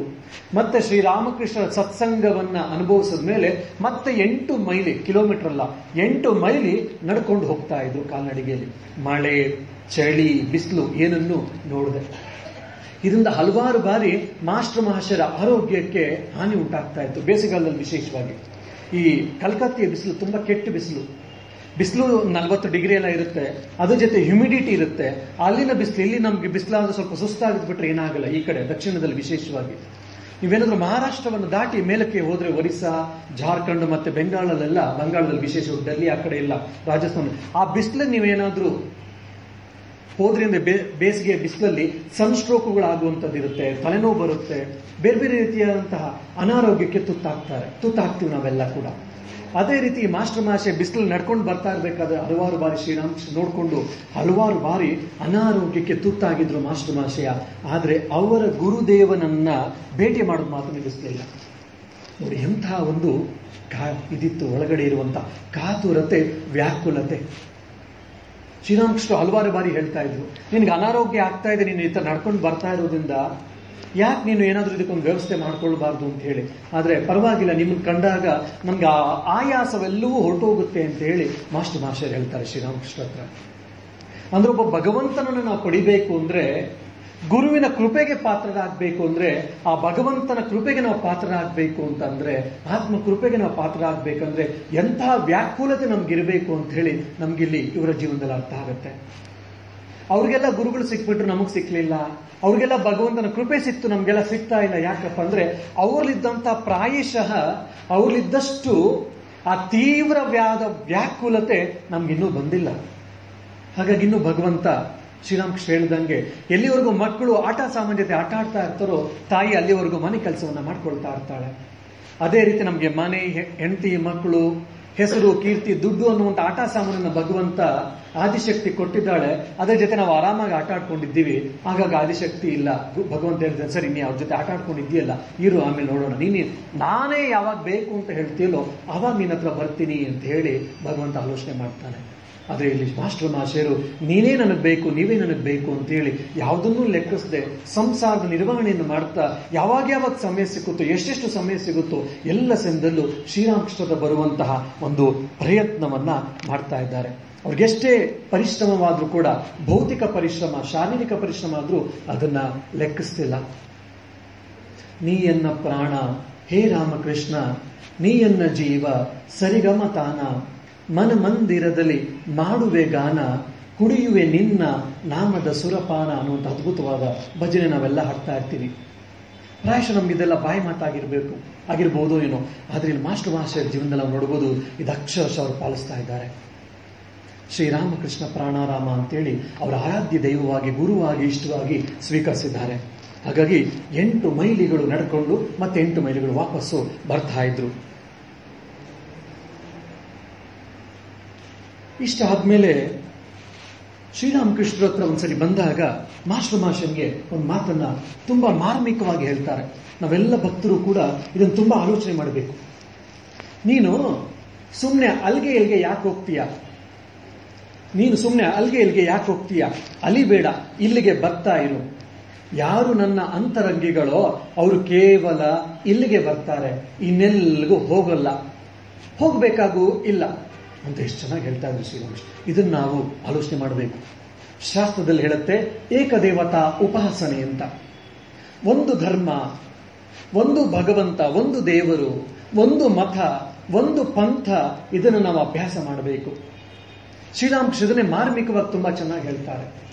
ನೀನು ಒಂದ್ ಕಡೆ ಬಾವಿಯನ್ನ ತೋಡ್ತಾ ಇದ್ದಾಗ ಕಲ್ಲು ಅಡ್ಡ ಬಂತು ಅಂತ ಹೇಳಿ, ಇಲ್ಲ ಅಲ್ಲಿ ನೆಲ ತುಂಬಾ ಗಟ್ಟಿಯಾಗಿದೆ ಅಂತ ಅದನ್ನು ಬಿಟ್ಟು ಇನ್ನೊಂದು ಕಡೆ ತೋಡ್ಲಿಕ್ಕೆ ಹೋಗ್ತೀಯ. ಅಲ್ಲೂ ಕೂಡ ಕಡಿಮೆ ಆಯ್ತು ಅಂತ ಇನ್ನೊಂದು ಕಡೆ ತೋಡ್ತೀಯ, ಇನ್ನೊಂದು ಕಡೆ ತೋಡ್ದ. ಆ ರೀತಿ 5 ಕಡೆ 10 ಕಡೆ 10 ಅಡಿ ತೋಡದೆ ಅದು ಎಲ್ಲೂ ನೀರು ಸಿಕ್ಲಿಲ್ಲ. ಬದಲಾಗಿ ಸ್ವಲ್ಪ ಹೆಚ್ಚು ಪರಿಶ್ರಮವನ್ನ ಪಟ್ಟು ಆ 10 ಕಡೆ ತೋಡುವಂತ 10 ಅಡಿ ನೀನು ಒಂದೇ ಕಡೆ ತೋಡ್ದಿದ್ರೆ 100 ಅಡಿ ಆಗಿರ್ತಿತ್ತು. ಅವಾಗ ನಿನಗೆ ನೀರು ಸಿಕ್ಬಿಡ್ತಾ ಇತ್ತು ಅಂತ ಒಂದ್ ಕಡೆ ಹೇಳ್ತಾರೆ ಶ್ರೀರಾಮಕೃಷ್ಣ. ಒಂದು ಅರ್ಥ ಏನಪ್ಪಾ ಅಂತಂದ್ರೆ, ಹಲವಾರು ಬಾರಿ ನಾವು ಮಾಡ್ತಾ ಇರ್ತೀವಿ, ಇಲ್ಲೇನೋ ರಾಮಕೃಷ್ಣಾಶ್ರಮಕ್ಕೆ ಹೋದ್ರೆ ನನಗೇನು ಆಗ್ತಿಲ್ಲ, ನನಗೇನು ಪ್ರಯೋಜನವಾಗ್ತಿಲ್ಲ, ನನಗೇನು ಮುಂದುವರಿತಿಲ್ಲ ಅನ್ಸುತ್ತೆ, ಹಾಗಾಗಿ ಚಿನ್ಮಯ ಮಿಷನ್ಗೆ ಹೋಗೋಣ, ಅಲ್ಲಿ ಸ್ವಲ್ಪ ದಿವಸ ಆಮೇಲೆ ಇಸ್ಕಾನ್ಗೆ ಹೋಗೋಣ, ಅದಾದ್ಮೇಲೆ ಇನ್ನೊಂದು ಯಾವ್ದೋ ಬಾಬಾಜಿ ಸಿಕ್ಕದ ಅಲ್ಲಿ ಹೋಗೋಣ. ಈ ರೀತಿ ನಾವೆಲ್ಲ ಬೇರೆ ಬೇರೆ ಬೇರೆ ಬೇರೆ ಆಶ್ರಮಗಳಿಗೆ ಹೋಗ್ತಾ ಇರ್ತೀವಿ ಎಷ್ಟೋ ಬಾರಿ. ವಿಶೇಷವಾಗಿ ಇದು ಪಾಶ್ಚಾತ್ಯ ದೇಶಗಳಲ್ಲಿ ತುಂಬಾ ಜಾಸ್ತಿ. ಭಾರತದಲ್ಲೂ ಕೂಡ ಹಲವಾರು ಬಾರಿ ನಮ್ಗೆ ಆಗ್ತಾ ಇರುತ್ತೆ. ನಾವು ಬೇರೆ ದೇವರುಗಳನ್ನ ತಿರಸ್ಕಾರ ಮಾಡಬೇಕು, ಬೇರೆ ದೇವರುಗಳನ್ನ ಪೂಜೆ ಮಾಡಬಾರ್ದು, ಬೇರೆ ದೇವರುಗಳ ಹತ್ರ ಹೋಗಬಾರ್ದು, ಬೇರೆ ಮಠಮಾನ್ಯಗಳನ್ನ ನಾವು ಹೋಗಬಾರ್ದು ಅನ್ನುವಂತಹದ್ದು ದೃಷ್ಟಿಕೋನ ಇಲ್ಲೆಲ್ಲ. ನಾವು ಎಲ್ಲಿ ಬೇಕಾದ್ರೂ ಯಾವ ದೇವರನ್ನು ಹೋಗ್ಬೋದು, ಯಾವ ದೇವರನ್ನು ಬೇಕಾದ್ರೂ ಅರ್ಚಿಸಬಹುದು. ಆದ್ರೆ ನಮ್ಮ ಅಂತರಂಗಕ್ಕೆ ಅಂತ ಹೇಳಿ ನಮ್ಮ ಆರಾಧ್ಯ ದೈವ, ನಮ್ಮ ಇಷ್ಟ ದೈವ ಅಂತ ನಮ್ಗೆ ಯಾವಾಗಲೂ ಒಬ್ರು ಇರಬೇಕು. ಅವರನ್ನೇ ಆರಾಧಿಸಬೇಕು. ಅವರನ್ನೇ ಅರ್ಚಿಸಬೇಕು. ಕಷ್ಟ ಆಗ್ಲಿ ಸುಖವಾಗ್ಲಿ ಹಾಲಲ್ಲಾದರೂ ಹಾಕು ನೀರಲ್ಲಾದರೂ ಹಾಕು ಅಂತ ನಾವು ಹೇಗೆ ಆ ಗೀತೆಯನ್ನು ಕೇಳಿದೀವೋ ಹಾಗೆ ನಾವು ಏಕದೇವತಾ ಉಪಾಸನೆಯನ್ನು ಮಾಡಿದಾಗ ಮಾತ್ರ ನಾವು ಹೆಚ್ಚು ಹೆಚ್ಚು ಆಧ್ಯಾತ್ಮಿಕ ಜೀವನದಲ್ಲಿ, ಅಂತರಂಗ ಜೀವನದಲ್ಲಿ, ಆಂತರಿಕ ಜೀವನದಲ್ಲಿ ಮುಂದುವರಿಲಿಕ್ಕೆ ಸಾಧ್ಯ. ಇದನ್ನು ಶ್ರೀರಾಮಕೃಷ್ಣ ಸ್ಪಷ್ಟವಾಗಿ ಹೇಳ್ತಿದ್ದಾರೆ. ನೀನು ಸುಮ್ಮನೆ ಅಲ್ಲಿ ಇಲ್ಲಿ ಅಂತ ಅಲಿಬೇಡ, ಅಲ್ಲಿಗೆ ಇಲ್ಲಿಗೆ ಹೋಗ್ಬೇಡ. ಯಾರು ನನ್ನ ಅಂತರಂಗಿಗಳೋ ಅವ್ರು ಇಲ್ಲಿಗೆ ಬರ್ತಾರೆ, ಇನ್ನೆಲ್ಲಿಗೂ ಹೋಗೋದಿಲ್ಲ ಅಂತ. ಅರ್ಥ ಏನು ಅಂದ್ರೆ, ಶ್ರೀರಾಮಕೃಷ್ಣನ ಯಾರು ಸರ್ವಸ್ವ ಅಂತ ಸ್ವೀಕರಿಸಿದ್ದಾರೋ, ಯಾರು ಅವರನ್ನು ಅವ್ರ ಇಷ್ಟದೇವರು ಅಂತ ಸ್ವೀಕರಿಸಿದ್ದಾರೋ ಅವರನ್ನು ನಾನು ಕಾಪಾಡ್ತೀನಿ, ಅವ್ರಿಗಿನ್ಯಾರೂ ಬೇಕಾಗಿಲ್ಲ. ಅವ್ರನ್ನ ನಾನು ಕಾಪಾಡ್ತೀನಿ, ಅವ್ರಿಗಿನ್ಯಾರೂ ಬೇಕಾಗಿಲ್ಲ, ಇನ್ನೆಲ್ಗೂ ಹೋಗ್ಬೇಕಾಗಿಲ್ಲ. ಹಾಗಾಗಿ ನೀ ಇಲ್ಲಿಗೆ ಬಂದ್ರೆ ಸಾಕು ಅಂತೇಳಿ ಶ್ರೀರಾಮಕೃಷ್ಣರು ಮಾಸ್ಟರ್ ಮಹಾಶಯನನ್ನ ನಿಮಿತ್ತವಾಗಿ ಇಟ್ಕೊಂಡು ನಮ್ಮೆಲ್ಲರಿಗೂ ಕೂಡ ಹೇಳ್ತಾ ಇದ್ದಾರೆ. ಯಾಕೆ? ಆಧ್ಯಾತ್ಮಿಕ ಜೀವನದಲ್ಲಿ ಏಕದೇವತಾ ಉಪಾಸನೆ ಮತ್ತೆ ನಿಷ್ಠೆ ತುಂಬಾ ಅವಶ್ಯಕ. ಅದಕ್ಕೆ ಪ್ರಾಯಶಃ ಒಂದು ಜೋಕ್ ನಡೆದಿದ್ದು ಅಂತ ಹೇಳ್ತಾರೆ. ಹೇಳ್ಬಿಟ್ಟು ಮುಂದಕ್ಕೆ ಹೋಗ್ತೀನಿ. ಒಮ್ಮೆ ಒಬ್ಬ ಹಿಂದೂ, ಒಬ್ಬ ಮುಸಲ್ಮಾನ, ಒಬ್ಬ ಕ್ರೈಸ್ತ, ಮೂವರು ಕೂಡ ಒಂದು ದೋಣಿಯಲ್ಲಿ ಹೋಗ್ತಾ ಇದ್ರು. ಚಂಡಮಾರುತ ಬಂದು ದೋಣಿ ಮುಳುಗುವ ಹಂತಕ್ಕೆ ಬಂದಿದೆ. ಅಂಬಿಗ ಹೇಳ್ತಾನೆ, ದೋಣಿ ಮುಳುಗ್ತಾ ಇದೆ, ಚಂಡಮಾರುತ ಬಂದಿದೆ, ಈಗ ಅಲ್ಲೋಲ ಕಲ್ಲೋಲ ಉಂಟಾಗಿದೆ ಸಮುದ್ರದಲ್ಲಿ, ಹಾಗಾಗಿ ನಿಮ್ಮನ್ನ ನೀವು ರಕ್ಷಿಸ್ಕೊಳ್ಳಿ ಅಂತ ಹೇಳಿ ಅವನು ಸಮುದ್ರಕ್ಕೆ ಹಾರ್ಬಿಟ್ಟ. ಇವರೆಲ್ಲರೂ ಭಗವಂತನ ಆಲೋಚನೆ ಮಾಡಲಿಕ್ಕೆ ಪ್ರಾರಂಭ ಮಾಡಿದ್ರು. ಕ್ರೈಸ್ತನಿಗೆ ಸಮಸ್ಯೆ ಇರಲಿಲ್ಲ. ಅವನಿಗಿದ್ದಿದ್ದ ಒಬ್ಬನೇ ದೇವ ಯೇಸು ಕ್ರಿಸ್ತ. ಯೇಸು ಕ್ರಿಸ್ತನ ನೆನಪಿಸ್ಕೊಂಡ, ಯೇಸು ಕ್ರಿಸ್ತ ಬಂದು ಕಾಪಾಡ್ದ. ಮುಸ್ಲಿಂಗೂ ಏನು ಸಮಸ್ಯೆ ಇರಲಿಲ್ಲ. ಅವನು ಅಲ್ಲಾ ನೆನಪಿಸ್ಕೊಂಡ, ಅಲ್ಲಾ ಬಂದು ಅವನನ್ನು ಕಾಪಾಡ್ದ. ಇವು ನಮ್ಮ ಹಿಂದೂಗೂ ಹಲವಾರು ದೇವಾನುದೇವತೆಗಳು. ಹೇ ರಾಮ ನನ್ನ ಕಾಪಾಡಪ್ಪ ಅಂತ ಅಂದ. ರಾಮ ಬರಬೇಕು, ಇನ್ನೇನು ರಾಮ ಬರ್ತಾ ಇದ್ದಾನೆ, ಅವನನ್ನು ಕಾಪಾಡಬೇಕು ಅಂತ. ಸಡನ್ ಆಗಿ ಅವ್ನಿಗೆ ಯಾಕೋ ಡೌಟ್ ಆಯ್ತು, ರಾಮ ಬರ್ತಾನೋ ಇಲ್ವೋ ಅಂತ ಹೇಳಿ ಅವನು ಶಿವನ ನೆನಪಿಸ್ಕೊಳ್ಳೋಕೆ ಸ್ಟಾರ್ಟ್ ಮಾಡಿದ.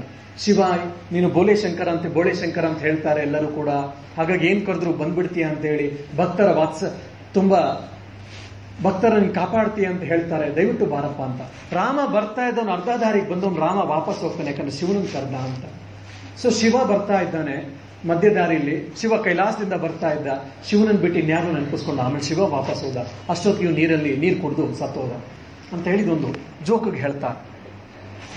ಹಲವಾರು ದೇವತೆಗಳು ನಮಗೆ ಸಮಸ್ಯೆ ಇಲ್ಲ.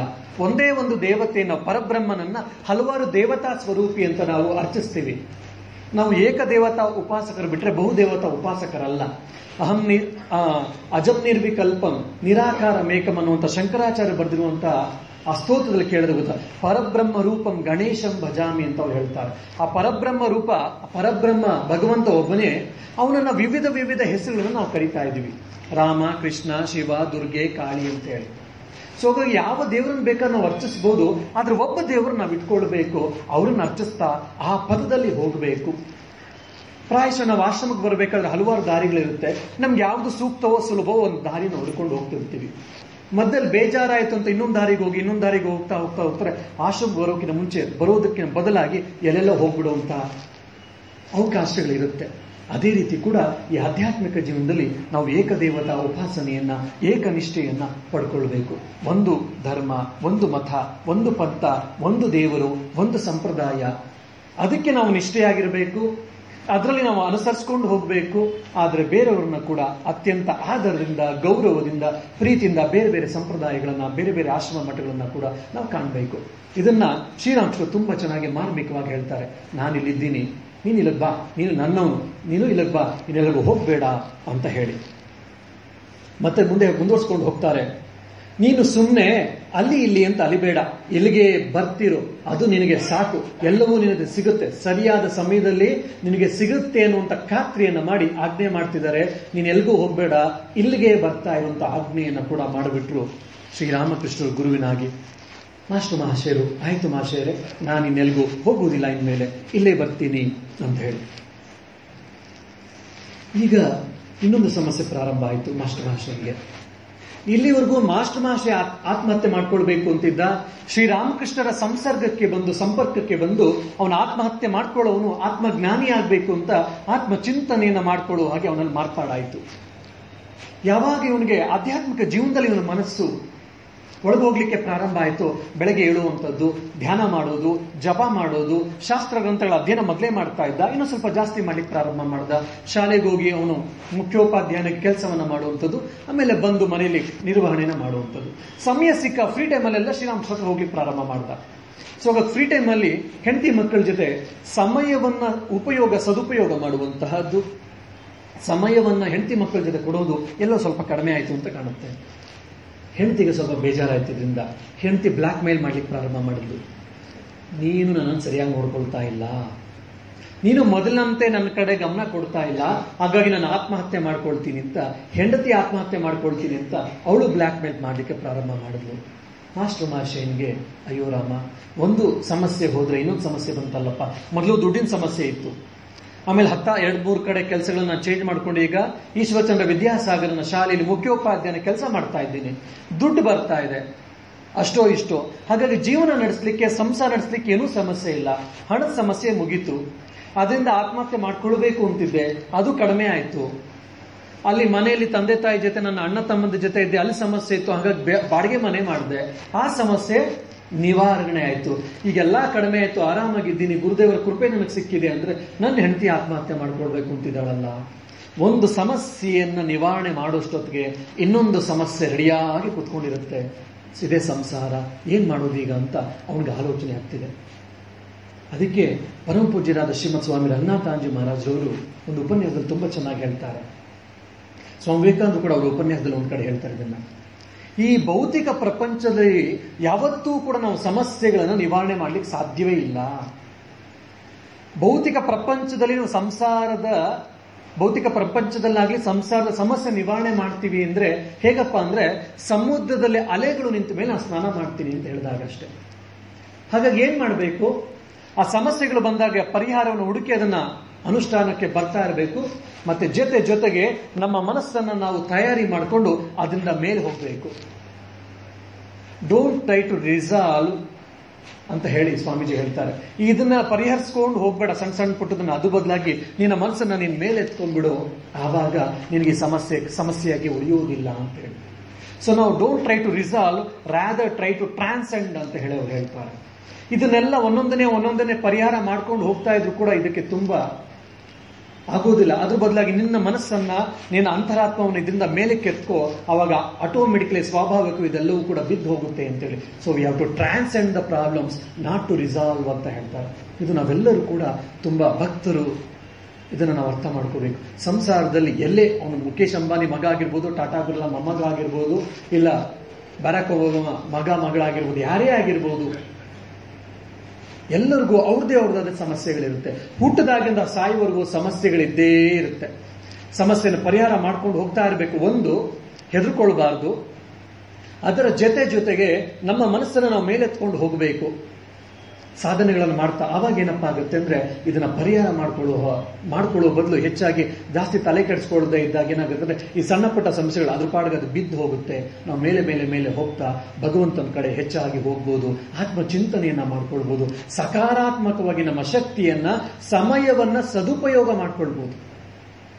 ಆತ್ಮಚಿಂತನೆ, ಭಗವತ್ ಚಿಂತನೆ ಜೊತೆಗೆ ಸಕಾರಾತ್ಮಕವಾಗಿ ನಮ್ಮ ಶಕ್ತಿಯನ್ನ, ನಮ್ಮ ಸಮಯವನ್ನ ಒಳ್ಳೆಯ ಕೆಲಸಗಳಿಗೆ, ಕನ್ಸ್ಟ್ರಕ್ಟಿವ್ ವರ್ಕ್ ಅಂತ ನಾವೇನ್ ಹೇಳ್ತೀವಲ್ಲ ಇಂಗ್ಲಿಷಲ್ಲಿ, ಅದಕ್ಕೆ ನಾವು ವಿನಿಯೋಗ ಮಾಡ್ಕೊಳ್ಬಹುದು. ಹಾಗಾಗಿ we have to transcend from this problems.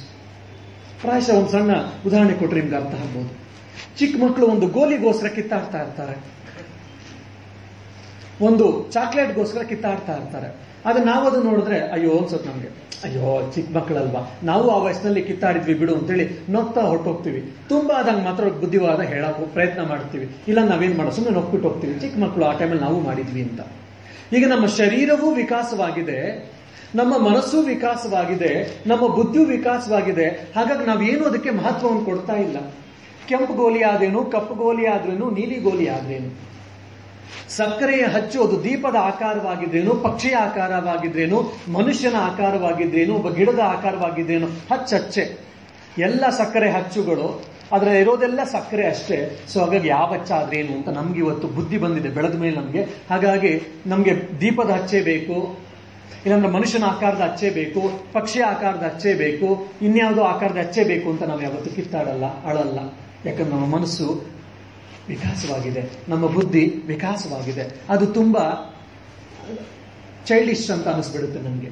ಅದೇ ರೀತಿ ನಾವು ಆಧ್ಯಾತ್ಮಿಕವಾಗಿ ಮುಂದುವರಿತಾ ಇದ್ರೆ, ಧಾರ್ಮಿಕವಾಗಿ ಮುಂದುವರಿತಾ ಇದ್ರೆ, ನಮ್ಮ ಮನಸ್ಸು ಮುಂದೆ ಮುಂದೆ ಹೋದಾಗ ನಾವು ಇವತ್ತು ಏನು ದೊಡ್ಡ ದೊಡ್ಡ ವಿಷಯಗಳು ಅಂತೇಳಿ ಕಿತ್ತಾಡ್ತಾ ಇರ್ತೀವೋ, ಹೊಡೆದಾಡ್ತಾ ಇರ್ತೀವೋ, ಹಾರಾಡ್ತಾ ಇರ್ತೀವೋ, ತಲೆಯನ್ನು ಕೆಡಿಸ್ಕೊಂಡಿರ್ತೀವೋ, ಅದೆಲ್ಲವೂ ಕೂಡ ನಮಗೆ ನಗಣ್ಯವಾಗಿ ತೋರ್ತಾ ಇರುತ್ತೆ. ಇದನ್ನು ನಾವು ಪಾಂಡವರ ಜೀವನದಲ್ಲಿ ನೋಡಬಹುದು. ಇದನ್ನು ಎಲ್ಲ ಸಾಧು ಸತ್ಪುರುಷರ ಜೀವನದಲ್ಲಿ ನೋಡಬಹುದು, ಎಲ್ಲ ಸಂತ ಮಹಂತರ ಜೀವನದಲ್ಲೂ ನಾವು ನೋಡಬಹುದು, ಎಲ್ಲ ಶ್ರೇಷ್ಠ ಜೀವನದಲ್ಲೂ ನೋಡಬಹುದು. ಪ್ರಾಯಶಃ ಪೇಶ್ವೆ ಬಾಲಾಜಿರಾವ್ ಅಂತ ನೀವು ಕೇಳಿರ್ಬೋದು. ಅವನ ಮಗ ಪೇಶ್ವೆ ಬಾಜಿರಾವ್ ಅಂತ ಹೇಳಿ. ಪ್ರಾಯಶಃ ಅವನು 12, 13, 14 ವರ್ಷದ ತರುಣ. ಅವನ ಪ್ರಾಣಕ್ಕೆ ಕುತ್ತು ಬರುತ್ತೆ. ಅವನು ಒಂದು ಸಣ್ಣ ಸುಳ್ಳು ಹೇಳಿದ್ದಿದ್ರೆ ಅವನಿಗೆ ಅದರಿಂದ ಬಚಾವ್ ಆಗ್ಬಿಡ್ತಿದ್ದ. ಅವನ ಸ್ನೇಹಿತರೆಲ್ಲರೂ ಕೂಡ ಹೇಳ್ತಾರೆ, ಸುಳ್ಳು ಹೇಳ್ಬಿಡು ಅಂತ. ಅವನು ಹೇಳ್ತಾನೆ, ಇಲ್ಲ, ನನ್ನ ತಾಯಿ ನನಗೆ ಹೇಳಿದ್ದಾಳೆ, ಇನ್ನೊಬ್ಬರನ್ನ ರಕ್ಷಣೆ ಮಾಡ್ಲಿಕ್ಕೋಸ್ಕರ ಸುಳ್ಳು ಹೇಳ್ಬೋದು ಏನೋ ನಾನು, ಅದು ನನ್ನ ರಕ್ಷಣೆಗೋಸ್ಕರ ಸುಳ್ಳು ಹೇಳಬಾರ್ದು ಅಂತ ಹೇಳಿದ್ದಾಳೆ. ಆಗ ನಾನು ಸುಳ್ಳನ್ನು ಹೇಳಲ್ಲ ಅಂತ ಸತ್ಯವನ್ನೇ ಹೇಳ್ತಾನೆ.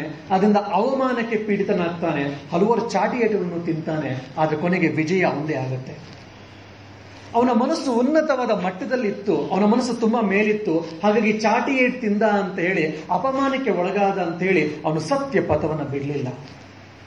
ಸೊ ಚಿಕ್ಕ ವಯಸ್ಸಿನಲ್ಲಿ ಅದ್ಭುತವಾದ ಸಾಧನೆಗಳನ್ನು ಮಾಡ್ತಾನೆ.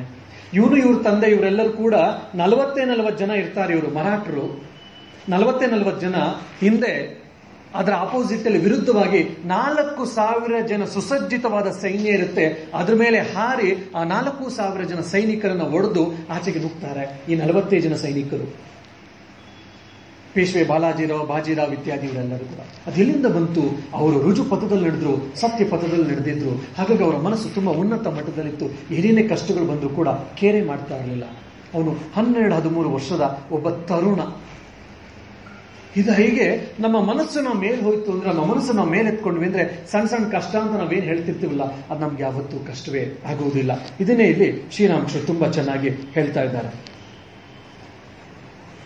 ಆತ್ಮಹತ್ಯೆಯನ್ನು ಮಾಡ್ಕೊಳ್ಬೇಕು ಅಂತ ಅವಳು ಹೇಳಿದಾಗ ಇವನಿಗೆ ಆಲೋಚನೆ ಬಂತು. ಚಿಂತೆ ಮತ್ತೆ ಹತ್ತಿತು.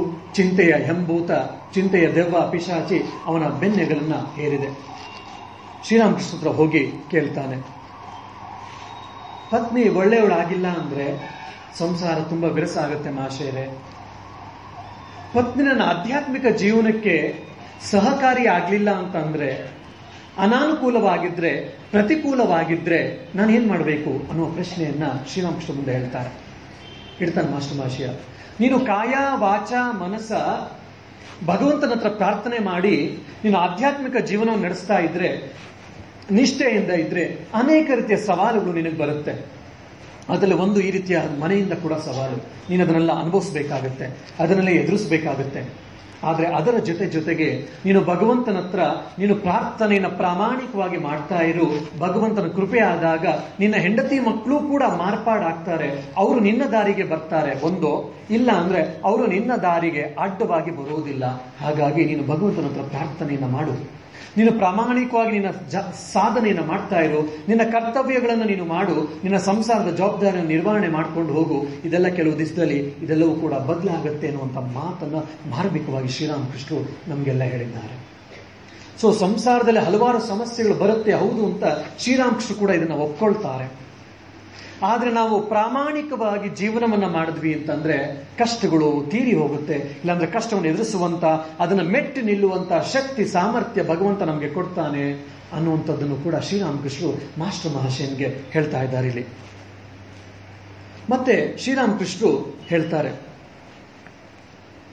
ಇದೆಲ್ಲ ನನಗೆ ಅರ್ಥ ಆಗ್ತಾ ಇದೆ, ಆದ್ರೂ ಕೂಡ ಭಗವಂತನ ಕಡೆ ನನಗೆ ಹೋಗ್ಲಿಕ್ಕೆ ಆಗ್ತಾ ಇಲ್ಲ. ಯಾಕೆ? ಪ್ರಯತ್ನವನ್ನೇನೋ ನಾನು ಮಾಡ್ತಾ ಇದ್ದೀನಿ, ಆದ್ರೆ ಭಗವಂತನ ಕಡೆ ಹೋಗ್ಲಿಕ್ಕೆ ಆಗ್ತಾ ಇಲ್ಲ. ಯಾಕೆ? ಆತ್ಮಚಿಂತನೆಯನ್ನ, ಭಗವತ್ ಚಿಂತನೆಯನ್ನ ಸರ್ವದಾ ಮಾಡ್ತಾ ಇರಬೇಕು ಅಂತ ನೀವು ಹೇಳಿದ್ರಲ್ಲ, ನನಗೆ ಮಾಡ್ಲಿಕ್ಕೆ ಆಗ್ತಾ ಇಲ್ಲ. ಯಾಕೆ ಅಂತ ಹೇಳಿದಾಗ ಶ್ರೀರಾಮಕೃಷ್ಣ ಹೇಳ್ತಾರೆ, ನಿಮ್ಗೆ ಸಂಸಾರದ ಸೆಳೆತ ತುಂಬಾ ಇದೆ. ನೀರಿನಲ್ಲಿ ದೋಣಿ ಇದ್ರೆ ಸಮಸ್ಯೆ ಇಲ್ಲ, ಆದ್ರೆ ದೋಣಿಯ ಒಳಗಡೆ ನೀರು ಇರಬಾರ್ದು. ದೋಣಿ ನೀರಲ್ಲೇ ಇರಬೇಕು. ದೋಣಿ ನೆಲದ ಮೇಲೆ ಇದ್ರೆ ಏನು ಪ್ರಯೋಜನ ಇಲ್ಲ ಅದರಿಂದ. ಹಾಗಾಗಿ ದೋಣಿ ಯಾವಾಗ್ಲೂ ನೀರಿನಲ್ಲೇ ಇರಬೇಕು, ಜಹಾಜ್ ಯಾವಾಗ್ಲೂ ನೀರಿನಲ್ಲೇ ಇರಬೇಕು. ಆವಾಗ್ಲೂ ಮಾತ್ರ ಅದರಿಂದ ಪ್ರಯೋಜನ ಸಿಕ್ಕಿತು 4 ಜನಕ್ಕೆ. ಆದ್ರೆ ದೋಣಿಯ ಒಳಗಡೆ, ಜಹಾಜಿನ ಒಳಗಡೆ ನೀರೇನಾದ್ರೂ ನುಗ್ಗುತ್ತು ಅಂತಂದ್ರೆ ಅದು ಮುಳುಗು ಹೋಗುತ್ತೆ. ಹಾಗಾಗಿ ನೀನು ಸಂಸಾರದಲ್ಲಿ ಇದ್ರಿಂದ ನಿನಗೆ ಸಮಸ್ಯೆ ಇಲ್ಲ. ಆದ್ರೆ ನಿನ್ನ ಒಳಗಡೆ ಸಂಸಾರ ಇದೆ, ನಿನ್ನ ಮನಸ್ಸಿನ ಒಳಗಡೆ ಸಂಸಾರ ಮನೆ ಮಾಡ್ಕೊಂಡಿದೆ. ಹಾಗಾಗಿ ಇಷ್ಟೆಲ್ಲ ಸಮಸ್ಯೆಗಳು, ಅದಕ್ಕೆ ನಿನಗೆ ಇಷ್ಟೆಲ್ಲ ಕಷ್ಟಗಳು, ಅದಕ್ಕೆ ನಿನಗೆ ಇಷ್ಟೆಲ್ಲ ಸೆಳೆತಗಳು. ಹಾಗಾಗಿ ಮತ್ತೆ ಮತ್ತೆ ನೀವು ಏಟ್ ತಿಂತಾನೆ ಇರ್ತೀರಾ. ಆದ್ರೂ ಏಟನ್ನು ತಿಂದ ಮೇಲೆ, ಆ ಏಟ್ ತಿಂದ ಮೇಲೆ ಸ್ವಲ್ಪ ಸುಖ ಎಲ್ಲೋ ಸಿಗುತ್ತೆ. ಆ ಸುಖ ಸಿಕ್ಕ ಮೇಲೆ ಪರವಾಗಿಲ್ಲ ಬಿಡು ಅಂತ ಹೇಳಿ ನಾವು ಮತ್ತೆ ಅನುಭವಿಸ್ಲಿಕ್ಕೆ ಪ್ರಾರಂಭ ಮಾಡ್ತೀವಿ. ಮತ್ತೆ ಇನ್ನೊಂದ್ಸರಿ ಏಟು ಬಿಡುತ್ತೆ. ಅವಾಗ ಯೋಚನೆ ಮಾಡ್ತಿರ್ತೀರಾ, ಮತ್ತೆಲ್ಲ ಒಂದ್ ಸಣ್ಣ ಸುಖ ಸಿಗುತ್ತೆ, ಮತ್ತೆ ನೀವು ಅದನ್ನು ಮರ್ತು ಹೋಗ್ತೀರಾ ಏಟುಗಳನ್ನ ಅಂತೇಳಿ ಶ್ರೀರಾಮಕೃಷ್ಣ ತುಂಬಾ ಮಾರ್ಮಿಕವಾಗಿ ಹೇಳ್ತಾರೆ. ಸೊ ಹಾಗಾಗಿ ನೀನು ಸಂಸಾರದಲ್ಲಿ ಇರೋದ್ರಿಂದ ಏನು ಸಮಸ್ಯೆ ಇಲ್ಲ. ನಿನ್ನ ಒಳಗಡೆ ಸಂಸಾರ ಇದೆ ಮಾಸ್ಟರ್, ಅದನ್ನ ತೆಗೆದು ಹಾಕು. ಅವಾಗ ಸಂಸಾರದಲ್ಲಿ ಇರು. ನೀನು ಎಲ್ಲಾದ್ರೂ ಕಾಡಿನಲ್ಲಾದ್ರೂ ಇರು, ಮನೆಯಲ್ಲಾದ್ರೂ ಇರು, ಎಲ್ಲಾದ್ರೂ ಇರು. ನೀನು ಭಗವಂತನ ಕಡೆ ನಿನ್ನ ಮನಸ್ಸನ್ನ ಹರಿಸಬಹುದು. ಭಗವದ್ ಅಭಿಮುಖವಾಗಿ ನಿನ್ನ ಮನಸ್ಸು ಅವಾಗ ಹರಿತದೆ ಅಂತ ಹೇಳಿ ಶ್ರೀರಾಮಕೃಷ್ಣರು ಹೇಳ್ತಾರೆ. ಹಾಗಾದ್ರೆ ಇದು ಸಾಧ್ಯವೇ? ಯಾರ್ಯಾರಿಗೆ ಸಾಧ್ಯ? ಕೆಲವ್ರಿಗೆ ಸಾಧ್ಯ ಆಗ್ತಾ ಇದೆ, ಕೆಲವ್ರಿಗೆ ಸಾಧ್ಯ ಆಗ್ತಿಲ್ಲ. ಯಾಕೆ ಅಂತ ಮಾಸ್ಟರ್ ಮಹಾಶಯ ಕೇಳ್ತಾನೆ. ನೋಡಿ ಹೇಗೆ ಅದ್ಭುತವಾಗಿ ನಮ್ಗೆ ಏನೇನು ಪ್ರಾಯಶಃ ಎಲ್ಲ ಪ್ರಶ್ನೆಗಳು ನಮ್ಗೆಲ್ಲ ಬರುತ್ತೋ ಅದೆಲ್ಲವನ್ನೂ ಶ್ರೀರಾಮಕೃಷ್ಣ ಹತ್ರ ಮಾಸ್ಟರ್ ಮಹಾಶಯ ಕೇಳ್ಬಿಟ್ಟಿದ್ದಾನೆ. ಇಲ್ಲ ಪ್ರಾಯಶಃ ಶ್ರೀರಾಮಕೃಷ್ಣರು ಮುಂದೆ ನಾನು ಬರೋ ಭಕ್ತರಿಗೆಲ್ಲ ಈ ತರ ಪ್ರಶ್ನೆ ಬರ್ಬೋದು ಅಂತ ಹೇಳಿ ಮಾಸ್ಟರ್ ಮಹಾಶಯನ ಮನಸ್ಸಿನಲ್ಲಿ ಈ ತರ ಬರ್ಸಿ ಅವನು ನಿಮಿತ್ತವಾಗಿ ಮಾಡಿಕೊಂಡು ಎಲ್ಲ ಹೇಳ್ಬಿಟ್ಟಿದ್ದಾನೆ ಅಂತ ಕಾಣುತ್ತೆ. ಶ್ರೀರಾಮಕೃಷ್ಣ ಸ್ಪಷ್ಟವಾಗಿ ಇದನ್ನು ಕೊಡ್ತಾರೆ. ನೋಡು, ಜ್ಞಾನ, ಭಕ್ತಿ, ವಿವೇಕ, ವೈರಾಗ್ಯ ಇದು ಸಂಪತ್ತು, ಇದು ದೈವಿ ಸಂಪತ್ತು, ಇದು ಐಶ್ವರ್ಯ ಅಂತ ಹೇಳ್ತಾ ಇದ್ದಾರೆ ಶ್ರೀರಾಮಕೃಷ್ಣರು. ಜ್ಞಾನ, ಭಕ್ತಿ, ವಿವೇಕ, ವೈರಾಗ್ಯ ಇವೆಲ್ಲವೂ ಕೂಡ ಸಂಪತ್ತು, ಐಶ್ವರ್ಯ. ಇದು ಸುಮ್ಮನೆ ಸಿಗೋಲ್ಲ, ತುಂಬಾ ಶ್ರಮ ಪಟ್ಟಾಗ ಮಾತ್ರ ಸಿಗುತ್ತೆ. ಹಲವಾರು ಜನ್ಮಾಂತರಗಳ ಸಾಧನೆಯಿಂದ, ಹಲವಾರು ಜನ್ಮಾಂತರಗಳ ಸಾಧನೆಯ ಪ್ರತಿಫಲದಿಂದ ನಿನಗೆ, ನನಗಾಗ್ಲಿ ಜ್ಞಾನ, ಭಕ್ತಿ, ವಿವೇಕ, ವೈರಾಗ್ಯ ಸಿಗುತ್ತೆ. ಸಿಕ್ಕದಾಗ ಅದನ್ನು ನಾವು ಕಾಪಾಡ್ಕೊಳ್ಬೇಕು. ಸ್ವಲ್ಪ ಸಿಕ್ಕದಾಗ ಇನ್ನೂ ಸ್ವಲ್ಪ ಸಿಗ್ಲಿ ಅಂತ ನಾವು ಹಾಳು ಮಾಡ್ಕೊಂಡ್ವಿ ಅಂದ್ರೆ ನಾವು ಮೂರ್ಖರಾಗ್ತೀವಿ. ಇದು ದೈವಿ ಸಂಪತ್ತು, ಇದು ಜನ್ಮಾಂತರದ ಸಾಧನೆಯಿಂದ ಮಾತ್ರ ಸಾಧ್ಯ. ಸಿಕ್ಕದಾಗ ಇದನ್ನು ಉಪಯೋಗಿಸ್ಕೊಂಡು ಅದನ್ನ ಪ್ರೊಟೆಕ್ಟ್ ಮಾಡಿಕೊಂಡು ಅದನ್ನು ರಕ್ಷಿಸಿಕೊಂಡು ಇನ್ನೂ ಹೆಚ್ಚು ಹೆಚ್ಚು ಪಡ್ಕೊಳ್ಳುವಂತಹ ಪ್ರಯತ್ನವನ್ನು ನಾವು ಮಾಡ್ತಾ ಇರಬೇಕು. ಇದೆಲ್ಲವೂ ಕೂಡ ಜನ್ಮಾಂತರದ ಪುಣ್ಯದ ಫಲ ಅಂತೇಳಿ ಶ್ರೀರಾಮಕೃಷ್ಣ ಹೇಳ್ತಾ ಇದ್ದಾರೆ. ಸೊ ಯಾರಿಗೆ ಜ್ಞಾನ, ಭಕ್ತಿ, ವಿವೇಕ, ವೈರಾಗ್ಯ ಇರುತ್ತೋ ಅವ್ರು ಹೆಚ್ಚಾಗಿ ಭಗವದ್ ಅಭಿಮುಖವಾಗಿ ಹೋಗ್ತಾ ಇರ್ತಾರೆ. ಅವ್ರಿಗೆ ಸಾಧ್ಯ ಆಯ್ತು ಅಂದ್ರೆ ಹಲವಾರು ಜನ್ಮಗಳ ಸಾಧನೆಯ ಪರಿಶ್ರಮದ ಫಲ ಅಂತೇಳಿ ಶ್ರೀರಾಮಕೃಷ್ಣ ಸ್ಪಷ್ಟವಾಗಿ ಹೇಳ್ಬಿಟ್ರು. ನೋಡಿ, ಸೊ ನಾವಿವತ್ತೇನಾದ್ರೂ ಆಶ್ರಮಕ್ಕೆ ಬರ್ತಾ ಇದ್ದೀವಿ ಅಂದ್ರೆ, ಮಂತ್ರ ದೀಕ್ಷೆಯನ್ನು ಪಡ್ಕೊಂಡಿದ್ದೀವಿ ಅಂದ್ರೆ, ಯತ್ಕಿಂಚಿತ್ ನಮ್ಮ ಯಥಾಮತಿ ಯಥಾಶಕ್ತಿ ಸಾಧನೆಯನ್ನು ಮಾಡುವಂತ ಒಂದು ಪ್ರಯತ್ನವನ್ನಾದ್ರೂ ಮಾಡ್ತಾ ಇದ್ದೀವಿ ಅಂತಂದ್ರೆ ಇದು ಭಗವಂತನ ಕೃಪೆಯಿಂದ ನಮ್ಮ ಹಲವಾರು ಜನ್ಮಗಳ ಪರಿಶ್ರಮದ ಫಲದಿಂದ ಅಂತ ನಾವೆಲ್ಲರೂ ಕೂಡ ಅನ್ಕೊಳ್ಬೇಕು. ಇದರಲ್ಲಿ ಯಾವುದೇ ರೀತಿಯ ಅಂತ ಸಂಶಯ ಇಲ್ಲ. ಹಾಗಾಗಿ ಯಾವುದೋ ಪೂರ್ವ ಜನ್ಮದ ಪುಣ್ಯದ ಫಲದಿಂದ, ಈ ಜನ್ಮದ ಪುಣ್ಯ ಫಲದಿಂದ, ನಮ್ಮ ತಂದೆ ತಾಯಿಗಳ ಗುರು ಹಿರಿಯರ ಆಶೀರ್ವಾದದಿಂದ ನಮ್ಗಿದೆಲ್ಲ ಸಿಕ್ಕಿದೆ ಸ್ವಲ್ಪ ಆದ್ರೂ. ಸೊ ಇದನ್ನ ಇಟ್ಕೊಂಡು ಕಾಪಾಡಿಕೊಂಡು ಇದನ್ನು ಜಾಸ್ತಿ ಮಾಡ್ಕೊಳ್ಬೇಕಾದ್ದು ನಮ್ಮೆಲ್ಲರ ಕರ್ತವ್ಯ ಅಂತ ಕೂಡ ಶ್ರೀರಾಮಕೃಷ್ಣರು ತುಂಬಾ ಚೆನ್ನಾಗಿ ಹೇಳಿದ್ರು.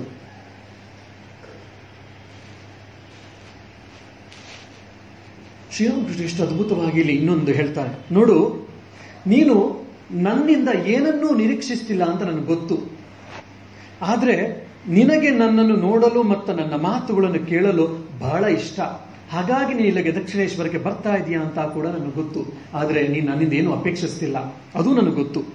ನಿನ್ನ ಮನಸ್ಸನ್ನ ನಿನ್ನನ್ನು ನಾನು ಚೆನ್ನಾಗಿ ಅರ್ಥ ಮಾಡ್ಕೊಂಡಿದ್ದೀನಿ. ನಿನ್ನ ಮನಸ್ಸಲ್ಲಿ ನಿನ್ಗೆ ಏನೇನು ಭಾವನೆಗಳಿದೆ ಅಂತ ಕೂಡ ನನಗೆ ಚೆನ್ನಾಗಿ ಗೊತ್ತು.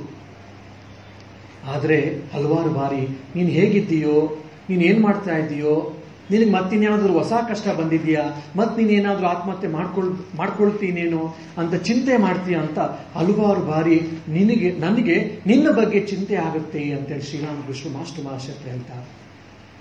ಸ್ವಯಂ ನಾರಾಯಣನೇ, ಶ್ರೀರಾಮನೇ, ಶ್ರೀಕೃಷ್ಣನೇ ಶ್ರೀರಾಮಕೃಷ್ಣನಾಗಿ ಬಂದಿದ್ದಾನೆ. ಆ ಭಗವಂತ ಸಚ್ಚಿದಾನಂದ ಪರಬ್ರಹ್ಮ ಸ್ವರೂಪಿ ಅವನು ಹೇಳ್ತಾ ಇದ್ದಾನೆ, ನನಗೂ ನಿನ್ ಬಗ್ಗೆ ಚಿಂತೆ ಇದೆ ಕಣೋ. ನೀನು ದಕ್ಷಿಣೇಶ್ವರಕ್ಕೆ ಬಂದು ಹೋದ್ಮೇಲೆ ಹಲವಾರು ಬಾರಿ ನಾನು ನಿನ್ ಬಗ್ಗೆ ಚಿಂತನೆ ಮಾಡ್ತಾ ಇರ್ತೀನಿ, ಆಲೋಚನೆ ಮಾಡ್ತಾ ಇರ್ತೀನಿ. ನೀನ್ ಏನ್ ಮಾಡ್ತಾ ಇದೀಯಾ, ಹೇಗಿದೀಯಾ, ಏನ್ ಪರಿಶ್ರಮ ಮಾಡ್ತಾ ಇದೀಯಾ, ಇಲ್ಲ ಇನ್ನೇನಾದ್ರೂ ಜವಾಬ್ದಾರಿ ಬಂದಿದ್ಯಾ, ಹೊಸ ಕಷ್ಟ ಬಂದಿದ್ಯಾ, ಅಯ್ಯೋ ಅಂತ ಹೇಳಿ ನಿನ್ನ ಬಗ್ಗೆ ನಾನು ಆಲೋಚನೆ ಮಾಡ್ತಾ ಇರ್ತೀನಿ ಅಂತ ಶ್ರೀರಾಮಕೃಷ್ಣ ಮಾಸ್ಟರ್ ಮಹಾಶಯ ಅಂತ ಹೇಳ್ತಾರೆ. ಯೋಗಕ್ಷೇಮಂ ವಹಾಮ್ಯಹಂ ಅಂತೇಳಿ ಭಗವಾನ್ ಶ್ರೀಕೃಷ್ಣ ಭಗವದ್ಗೀತೆಯಲ್ಲಿ ಹೇಳ್ತಾನೆ. ಯಾರು ನನಗೋಸ್ಕರ ಜೀವನವನ್ನು ಮಾಡ್ತಾರೋ, ಯಾರು ನನಗೋಸ್ಕರ ಎಲ್ಲವನ್ನ ತ್ಯಾಗ ಮಾಡ್ತಾರೋ, ಯಾರು ನನಗೋಸ್ಕರ ಇರ್ತಾರೋ ಅವರ ಯೋಗಕ್ಷೇಮ. ಯೋಗ ಮತ್ತೆ ಕ್ಷೇಮ ಏನು ಅಂತೇಳಿ ಭಗವದ್ಗೀತೆ ಉಪನ್ಯಾಸದಲ್ಲಿ ಹೇಳಿದ್ದೀನಿ. ಆ ಯೋಗ ಮತ್ತೆ ಕ್ಷೇಮ ಅನ್ನುವಂಥ ತುಂಬಾ, ಯೋಗ ಅಂತಂದ್ರೆ ಪಡ್ಕೊಳ್ಳೋದು, ಕ್ಷೇಮ ಅಂದ್ರೆ ಇರೋದನ್ನ ನಾವು ಕಾಪಾಡ್ಕೊಳ್ಳೋದು. ನಾವು ಜೀವನದಲ್ಲಿ ಏನೇನು ಪಡ್ಕೊಳ್ಬೇಕು ಅಂತ ಆಸೆ ಎಲ್ಲ ಪಡ್ತೀವೋ ಅದೆಲ್ಲವೂ ಯೋಗ, ಅದೆಲ್ಲವನ್ನೂ ಕಾಪಾಡ್ಕೊಳ್ಳೋದು ಎಲ್ಲವೂ ಕ್ಷೇಮ. ಸೊ ಇಡೀ ನಮ್ಮ ಜೀವನದ ಪ್ರತಿಯೊಂದು ಆಗು ಹೋಗುಗಳು, ನಮ್ಮ ಪ್ರತಿಯೊಂದು ಜೀವನದ ಎಲ್ಲ ಸಂಪತ್ತು, ನಮ್ಮ ಜೀವನದ ಐಶ್ವರ್ಯ ಕೂಡ ಇದ್ರಲ್ಲಿ ಬಂದ್ಬಿಡುತ್ತೆ. ಸೊ ಯೋಗಕ್ಷೇಮಂ ವಹಾಮ್ಯಂ ಅಂತ ಭಗವಾನ್ ಶ್ರೀಕೃಷ್ಣ ಹೇಳ್ತಾನೆ. ಇಲ್ಲಿ ಶ್ರೀರಾಮಕೃಷ್ಣ ಖಾತ್ರಿ ಮಾಡ್ತಾ ಇದ್ದಾರೆ ನಮ್ಗೆಲ್ಲ. ಯಾರು ನನಗೋಸ್ಕರ ಬಂದ್ರೋ, ಯಾರು ನನಗೋಸ್ಕರ ಬರ್ತಾರೋ, ಯಾರು ನನಗೋಸ್ಕರ ಇರ್ತಾರೋ, ಯಾರು ನನ್ನ ಚಿಂತನೆಯನ್ನೇ ಸರ್ವದಾ ಮಾಡುವ ಪ್ರಯತ್ನವನ್ನ ಮಾಡ್ತಿರ್ತಾರೋ ಅವ್ರ ಬಗ್ಗೆ ನಾನು ಕೂಡ ಚಿಂತನೆ ಮಾಡ್ತೀನಿ, ಅವ್ರ ಬಗ್ಗೆ ನಾನು ಆಲೋಚನೆ ಮಾಡ್ತೀನಿ, ಅವರು ನಾನು ಕಾಪಾಡ್ತೀನಿ ಅಂತ ಹೇಳಿ ಸ್ವಯಂ ಶ್ರೀರಾಮಕೃಷ್ಣರೇ ಈ ಮಾತನ್ನ ಮತ್ತೆ ಈ ಕಲಿಯುಗದಲ್ಲಿ ಕೊಟ್ಟಿದ್ದಾರೆ. ನಮ್ಗೆ ಇನ್ನು ಪ್ರಾಯಶಃ ಇನ್ಯಾವ ಭರವಸೆಯೂ ನಮ್ಗೆ ಇನ್ಯಾರಿಂದಲೂ ಬೇಕಾಗಿಲ್ಲ ಅಂತ ಕಾಣುತ್ತೆ. ವೇದ ಶಾಸ್ತ್ರ ಇನ್ಯಾರು ಬೇಕಾಗಿಲ್ಲ. ಸ್ವಯಂ ಭಗವಾನ್ ಶ್ರೀರಾಮಕೃಷ್ಣರೇ ನಮ್ಮೆಲ್ಲರಿಗೂ ಕೂಡ ಮಾಸ್ಟರ್ ಮಹಾಶಯ ನಿಮಿತ್ತವನ್ನಾಗಿ ಮಾಡಿಕೊಂಡು ಈ ಭರವಸೆಯನ್ನು ಕೊಟ್ಬಿಟ್ಟಿದ್ದಾರೆ. ಸೊ ನಮಗ್ ಬೇಕಾಗಿರೋದೇನಪ್ಪ ಅಂದ್ರೆ ಅಶುದ್ಧವಾದ ಪ್ರಾಮಾಣಿಕವಾದ ಭಕ್ತಿ. ಅವನು ನಾವು ನೆನೆಸ್ಕೊಳ್ಳುವಂತಹ ಪ್ರಯತ್ನವನ್ನು ನಮ್ಮ ಕೈಲಿ ಯಥಾಶಕ್ತಿ ಯಥಾಮತಿ ಮಾಡಿದ್ರೆ ಸಾಕು, ಅವನು ನಮ್ಮನ್ನ ಕಾಪಾಡ್ತಾನೆ. ಹಾಗಾಗಿ ಭಗವದ್ಗೀತೆಯಲ್ಲಿ ಶ್ರೀಕೃಷ್ಣ ತುಂಬಾ ಚೆನ್ನಾಗಿ ಹೇಳ್ತಾನೆ, ನಿನಗೆ ಜ್ಞಾನ ಬೇಕಾ ಕೊಟ್ಬಿಡ್ತೀನಿ, ಬೇಗ, ಎಷ್ಟು ಬೇಗ ಎಷ್ಟು ನೀನು ಅದಕ್ಕೆ ಸ್ವಲ್ಪ ರೆಡಿಯಾದ ಸಾಕು, ನಿನಗೆ ಜ್ಞಾನವನ್ನ ಕೊಟ್ಬಿಡ್ತೀನಿ. ಅಂದ್ರೇನು? ಮೋಕ್ಷವನ್ನ ಕೊಟ್ಬಿಡ್ತೀನಿ, ಆತ್ಮಜ್ಞಾನವನ್ನ ಕೊಟ್ಬಿಡ್ತೀನಿ.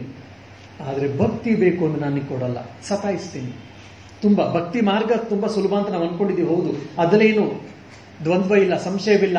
ಆದ್ರೆ ಭಗವಂತ ಭಕ್ತಿಯನ್ನು ಸುಲಭವಾಗಿ ಕೊಡಲ್ಲ, ಜ್ಞಾನವನ್ನು ಸುಲಭವಾಗಿ ಕೊಡ್ತಾನಂತೆ.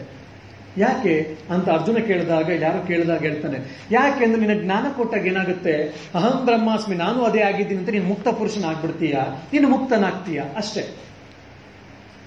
ಆದ್ರೆ ನೀನೊಬ್ಬ ಭಕ್ತನ ಆದ್ರೆ ನಿನ್ನ ಭಕ್ತಿಯಿಂದ ನಿನಗೆ ಭಕ್ತಿಯನ್ನು ನಾನು ನಿನಗೆ ಕರುಣಿಸಿದ್ರೆ, ಪ್ರಸಾದವಾಗಿ ಕೊಟ್ರೆ ನಾನು ನಿನ್ನ ದಾಸನಾಗಬೇಕಾಗುತ್ತೆ.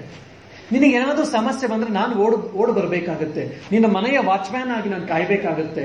ಪ್ರಾಯಶಃ ನಿನ್ನ ಮನೆಯ ಪಾತ್ರೆಗಳನ್ನು ನಾನು ತೊಳಿಬೇಕಾಗುತ್ತೆ. ನಿನಗೋಸ್ಕರ ನಾನು ಸಂಪಾದನೆ ಮಾಡುವಂತಹ ಪರಿಶ್ರಮವನ್ನೆಲ್ಲ ಮಾಡಬೇಕಾಗುತ್ತೆ. ನಾನು ನಿನ್ನ ಸೇವಕನಾಗಬೇಕಾಗುತ್ತೆ. ಹಾಗಾಗಿ ನಾನು ನಿನಗೆ ಯಾರಿಗಾದ್ರೂ ಆಗಲಿ ಭಕ್ತಿ ಕೇಳಿದ್ರೆ ನಾನು ಬೇಗ ಕೊಡೋದಿಲ್ಲ, ಜ್ಞಾನವನ್ನು ಕೇಳಿದ್ರೆ ಕೊಟ್ಟು ಬಿಡ್ತೀನಿ ಅಂತ ಹೇಳಿ ಭಗವಾನ್ ಶ್ರೀಕೃಷ್ಣ ಹೇಳ್ತಾನೆ. ಇದು ಭಕ್ತಿಯ ಮಹತ್ವ. ಭಕ್ತಿಯಿಂದ ಭಗವಂತನು ನಮ್ಮ ದಾಸನಾಗ್ಬಿಡ್ತಾನೆ. ಭಕ್ತಿಯ ಗರೀಮತೆ ಇದರಿಂದ ಇಲ್ಲಿ ನಾವು ಇದನ್ನು ಕಾಣ್ಬೋದು. ಮಾಸ್ಟರ್ ಮಹಾಶಯನನ್ನು ಕುರಿತು ಹೇಳ್ತಾರೆ ಶ್ರೀರಾಮಕೃಷ್ಣ, ನಾನು ನಿನ್ನ ಬಗ್ಗೆ ಆಲೋಚನೆ ಮಾಡ್ತಾ ಇರ್ತೀನಿ ಕಣೋ ಅವಾಗವಾಗ ಅಂತ ಹೇಳಿ. ಪ್ರಾಯಶಃ ಅವನ ಜೀವನದಲ್ಲಿ ಇನ್ನೇನು ಬೇಕಾಗಿಲ್ಲ ಅಂತ ಕಾಣುತ್ತೆ. ಇದಾದ್ಮೇಲೆ ಶ್ರೀರಾಮಕೃಷ್ಣ ಹತ್ರ ಮತ್ತೆ ಬರ್ತಿರುವಂತಹದ್ದನ್ನ ಕೇಳ್ತಾ ಇದ್ದ ಸಮಯದಲ್ಲಿ ಸರ್ಕಸ್ಗೆ ಒಂದ್ಸರಿ ಶ್ರೀರಾಮಕೃಷ್ಣ ಹೋಗ್ಬೇಕು ಅಂತ ಹೇಳಿದಾಗೆ ಇಚ್ಛೆಯನ್ನು ವ್ಯಕ್ತಪಡಿಸ್ತಾರೆ. ಆಯ್ತು ಅಂತ ಶ್ರೀರಾಮಕೃಷ್ಣ ಭಕ್ತರು ಜಟ್ಕಾ ಬಂಡಿಯನ್ನ ಮಾಡಿ ಕರ್ಕೊಂಡು ಹೋಗ್ತಾ ಇದ್ದಾರೆ. ಒಂದಿಬ್ರು ಭಕ್ತರಿದ್ರು, ದಕ್ಷಿಣೇಶ್ವರದ ಕಲ್ಕತ್ತೆಗೆ ಬಂದ್ರು. ಹೋಗ್ತಾ ಇರುವಂತ ದಾರಿಯಲ್ಲಿ ಶ್ರೀರಾಮಕೃಷ್ಣ ಹೇಳ್ತಾರೆ ಭಕ್ತರಿಗೆ, ನೋಡಿ ಈಶ್ವರ್ ಚಂದ್ರ ವಿದ್ಯಾಸಾಗರನ ಶಾಲೆ ಇದೆಯಲ್ಲ, ಆ ಮಾರ್ಗದಲ್ಲಿ ಹೋಗೋಣ. ಯಾಕೆ ಮಹಾಶಯರೇ, ಯಾಕೆ ಠಾಕೂರ್ ಅಂದ್ರೆ ಅಲ್ಲಿ ಮಾಸ್ಟರ್ ಮಹಾಶಯ ಇದ್ದಾನೆ, ಹಾಗಾಗಿ ಅಲ್ಲಿಗೆ ಹೋಗಿ ಅವನನ್ನು ಕೂಡ ಸರ್ಕಸ್ ಕರ್ಕೊಂಡು ಹೋಗೋಣ ಅಂತ ಹೇಳ್ತಾರೆ. ಮಾಸ್ಟರ್ ಮಹಾಶಯನಿಗೆ ಕರ್ಕೊಂಡು ಹೋಗ್ಬೇಕು ಅಂತ ಸ್ವಯಂ ಶ್ರೀರಾಮಕೃಷ್ಣ ಭಕ್ತರ ಹತ್ರ ಹೇಳ್ತಾರೆ. ಶ್ರೀರಾಮಕೃಷ್ಣ ಹೇಳಿದ್ಮೇಲೆ ಇನ್ನೇನು ಆಯ್ತು ಅಂತ ಹೇಳಿ ಆ ಜಟಕಾ ಬಂಡಿಯನ್ನ ಮಾರ್ಗನ ಬದಲಿಸಿ ಆ ಈಶ್ವರಚಂದ್ರ ವಿದ್ಯಾಸಾಗರನ ಶಾಲೆಯ ಮೂಲಕ ಹೋಗ್ಬೇಕು ಅಂತ ಹೇಳಿ ಆ ಸಾರೋಟು ಬಾಲನ ಜಟಕಾ ಬಂಡಿನ ಓಡಿಸೋಂಗೆ ಹೇಳ್ತಾರೆ. ಕೊನೆಗೆ ಮಾಸ್ಟರ್ ಮಹಾಶಯನಿಗೆ ಹೇಳಿ ಕಳಿಸ್ತಾರೆ, ನಾನು ಬಂದಿದ್ದೀನಿ ಅಂತ ಹೇಳು ಅಂತ ಹೇಳಿದಾಗ ಶ್ರೀರಾಮಕೃಷ್ಣ ಹತ್ರ ಮಾಸ್ಟರ್ ಮಹಾಶಯ ಬಂದಾಗ, ಬಾ ಜಟ್ಕಾ ಬಂಡಿನ ಹತ್ತು, ಸರ್ಕಸ್ ನೋಡ್ಲಿಕ್ಕೆ ನಾನು ಹೋಗ್ತಾ ಇದ್ದೀನಿ, ನೀನು ಬರುವಂತೆ ಬಾ ಅಂತೇಳಿ ಸ್ವಯಂ ಶ್ರೀರಾಮಕೃಷ್ಣನಿಗೆ ಆಹ್ವಾನ ಕೊಟ್ಟು ಕರ್ಕೊಂಡು ಹೋಗ್ತಾ ಇದ್ದಾರೆ. ಇದನ್ನ ಹೇಳಿದ್ನಲ್ಲ, ಭಕ್ತನ ದಾಸನಾಗ್ಬಿಡ್ತಾನೆ ಭಗವಂತ ಅಂತೇಳಿ, ಇದನ್ನ ನಾವು ಮಾಸ್ಟರ್ ಮಹಾಶಯನ ಜೀವನದಲ್ಲಿ ನೋಡಿ ಕಾಣ್ಬೋದು. ಸ್ವಯಂ ಶ್ರೀರಾಮಕೃಷ್ಣ ದಕ್ಷಿಣೇಶ್ವರದಿಂದ ಬರ್ತಾ ಬಾರಾನಗರದಿಂದ ಬೇರೆ ದಾರಿಲಿ ಹೋಗ್ತಾ ಇದ್ದವರು ಅವರ ದಾರಿಯನ್ನ ಬದಲು ಮಾಡಿ ಈಶ್ವರ್ ಚಂದ್ರ ವಿದ್ಯಾಸಾಗರದ ಶಾಲೆ ಹತ್ರ ಬಂದು ನಿಂತ್ಕೊಂಡು ಕಾಯ್ಕೊಂಡು ಒಳಗಡೆ ಇರುವಂತಹ ಮಾಸ್ಟರ್ ಮಹಾಶಯನ್ ಕರ್ಕೊಂಬನ್ನಿ ಅಂತೇಳಿ ಭಕ್ತರಿಗೆ ಹೇಳಿ ಕಳಿಸಿ ಅವ್ರನ್ನ ಕರ್ಕೊಂಡು ಅವರು ಕೂತ್ಕೊಂಡಿದಂತಹ ಜಟ್ಕಾ ಬಂಡಿಯಲ್ಲಿ ಮಾಸ್ಟರ್ ಮಹಾಶಯನ್ ಕೂರಿಸ್ಕೊಂಡು ಹೇಳ್ತಾರೆ, ಬಾ ನನ್ನ ಜೊತೆ ಸರ್ಕಸ್ ನೋಡುವಂತೆ ಅಂತ ಹೇಳಿ.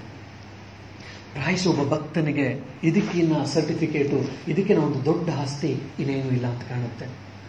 ನಮಗೆಲ್ಲ ಈ ರೀತಿಯಾದ ಆಸ್ತಿ ಸಿಕ್ಕಿದ್ರೆ ಇದಕ್ಕಿಂತ ಹೆಚ್ಚು ಇನ್ನೇನು ಬೇಕಾಗುವುದಿಲ್ಲ ಅಂತ ಕಾಣುತ್ತೆ.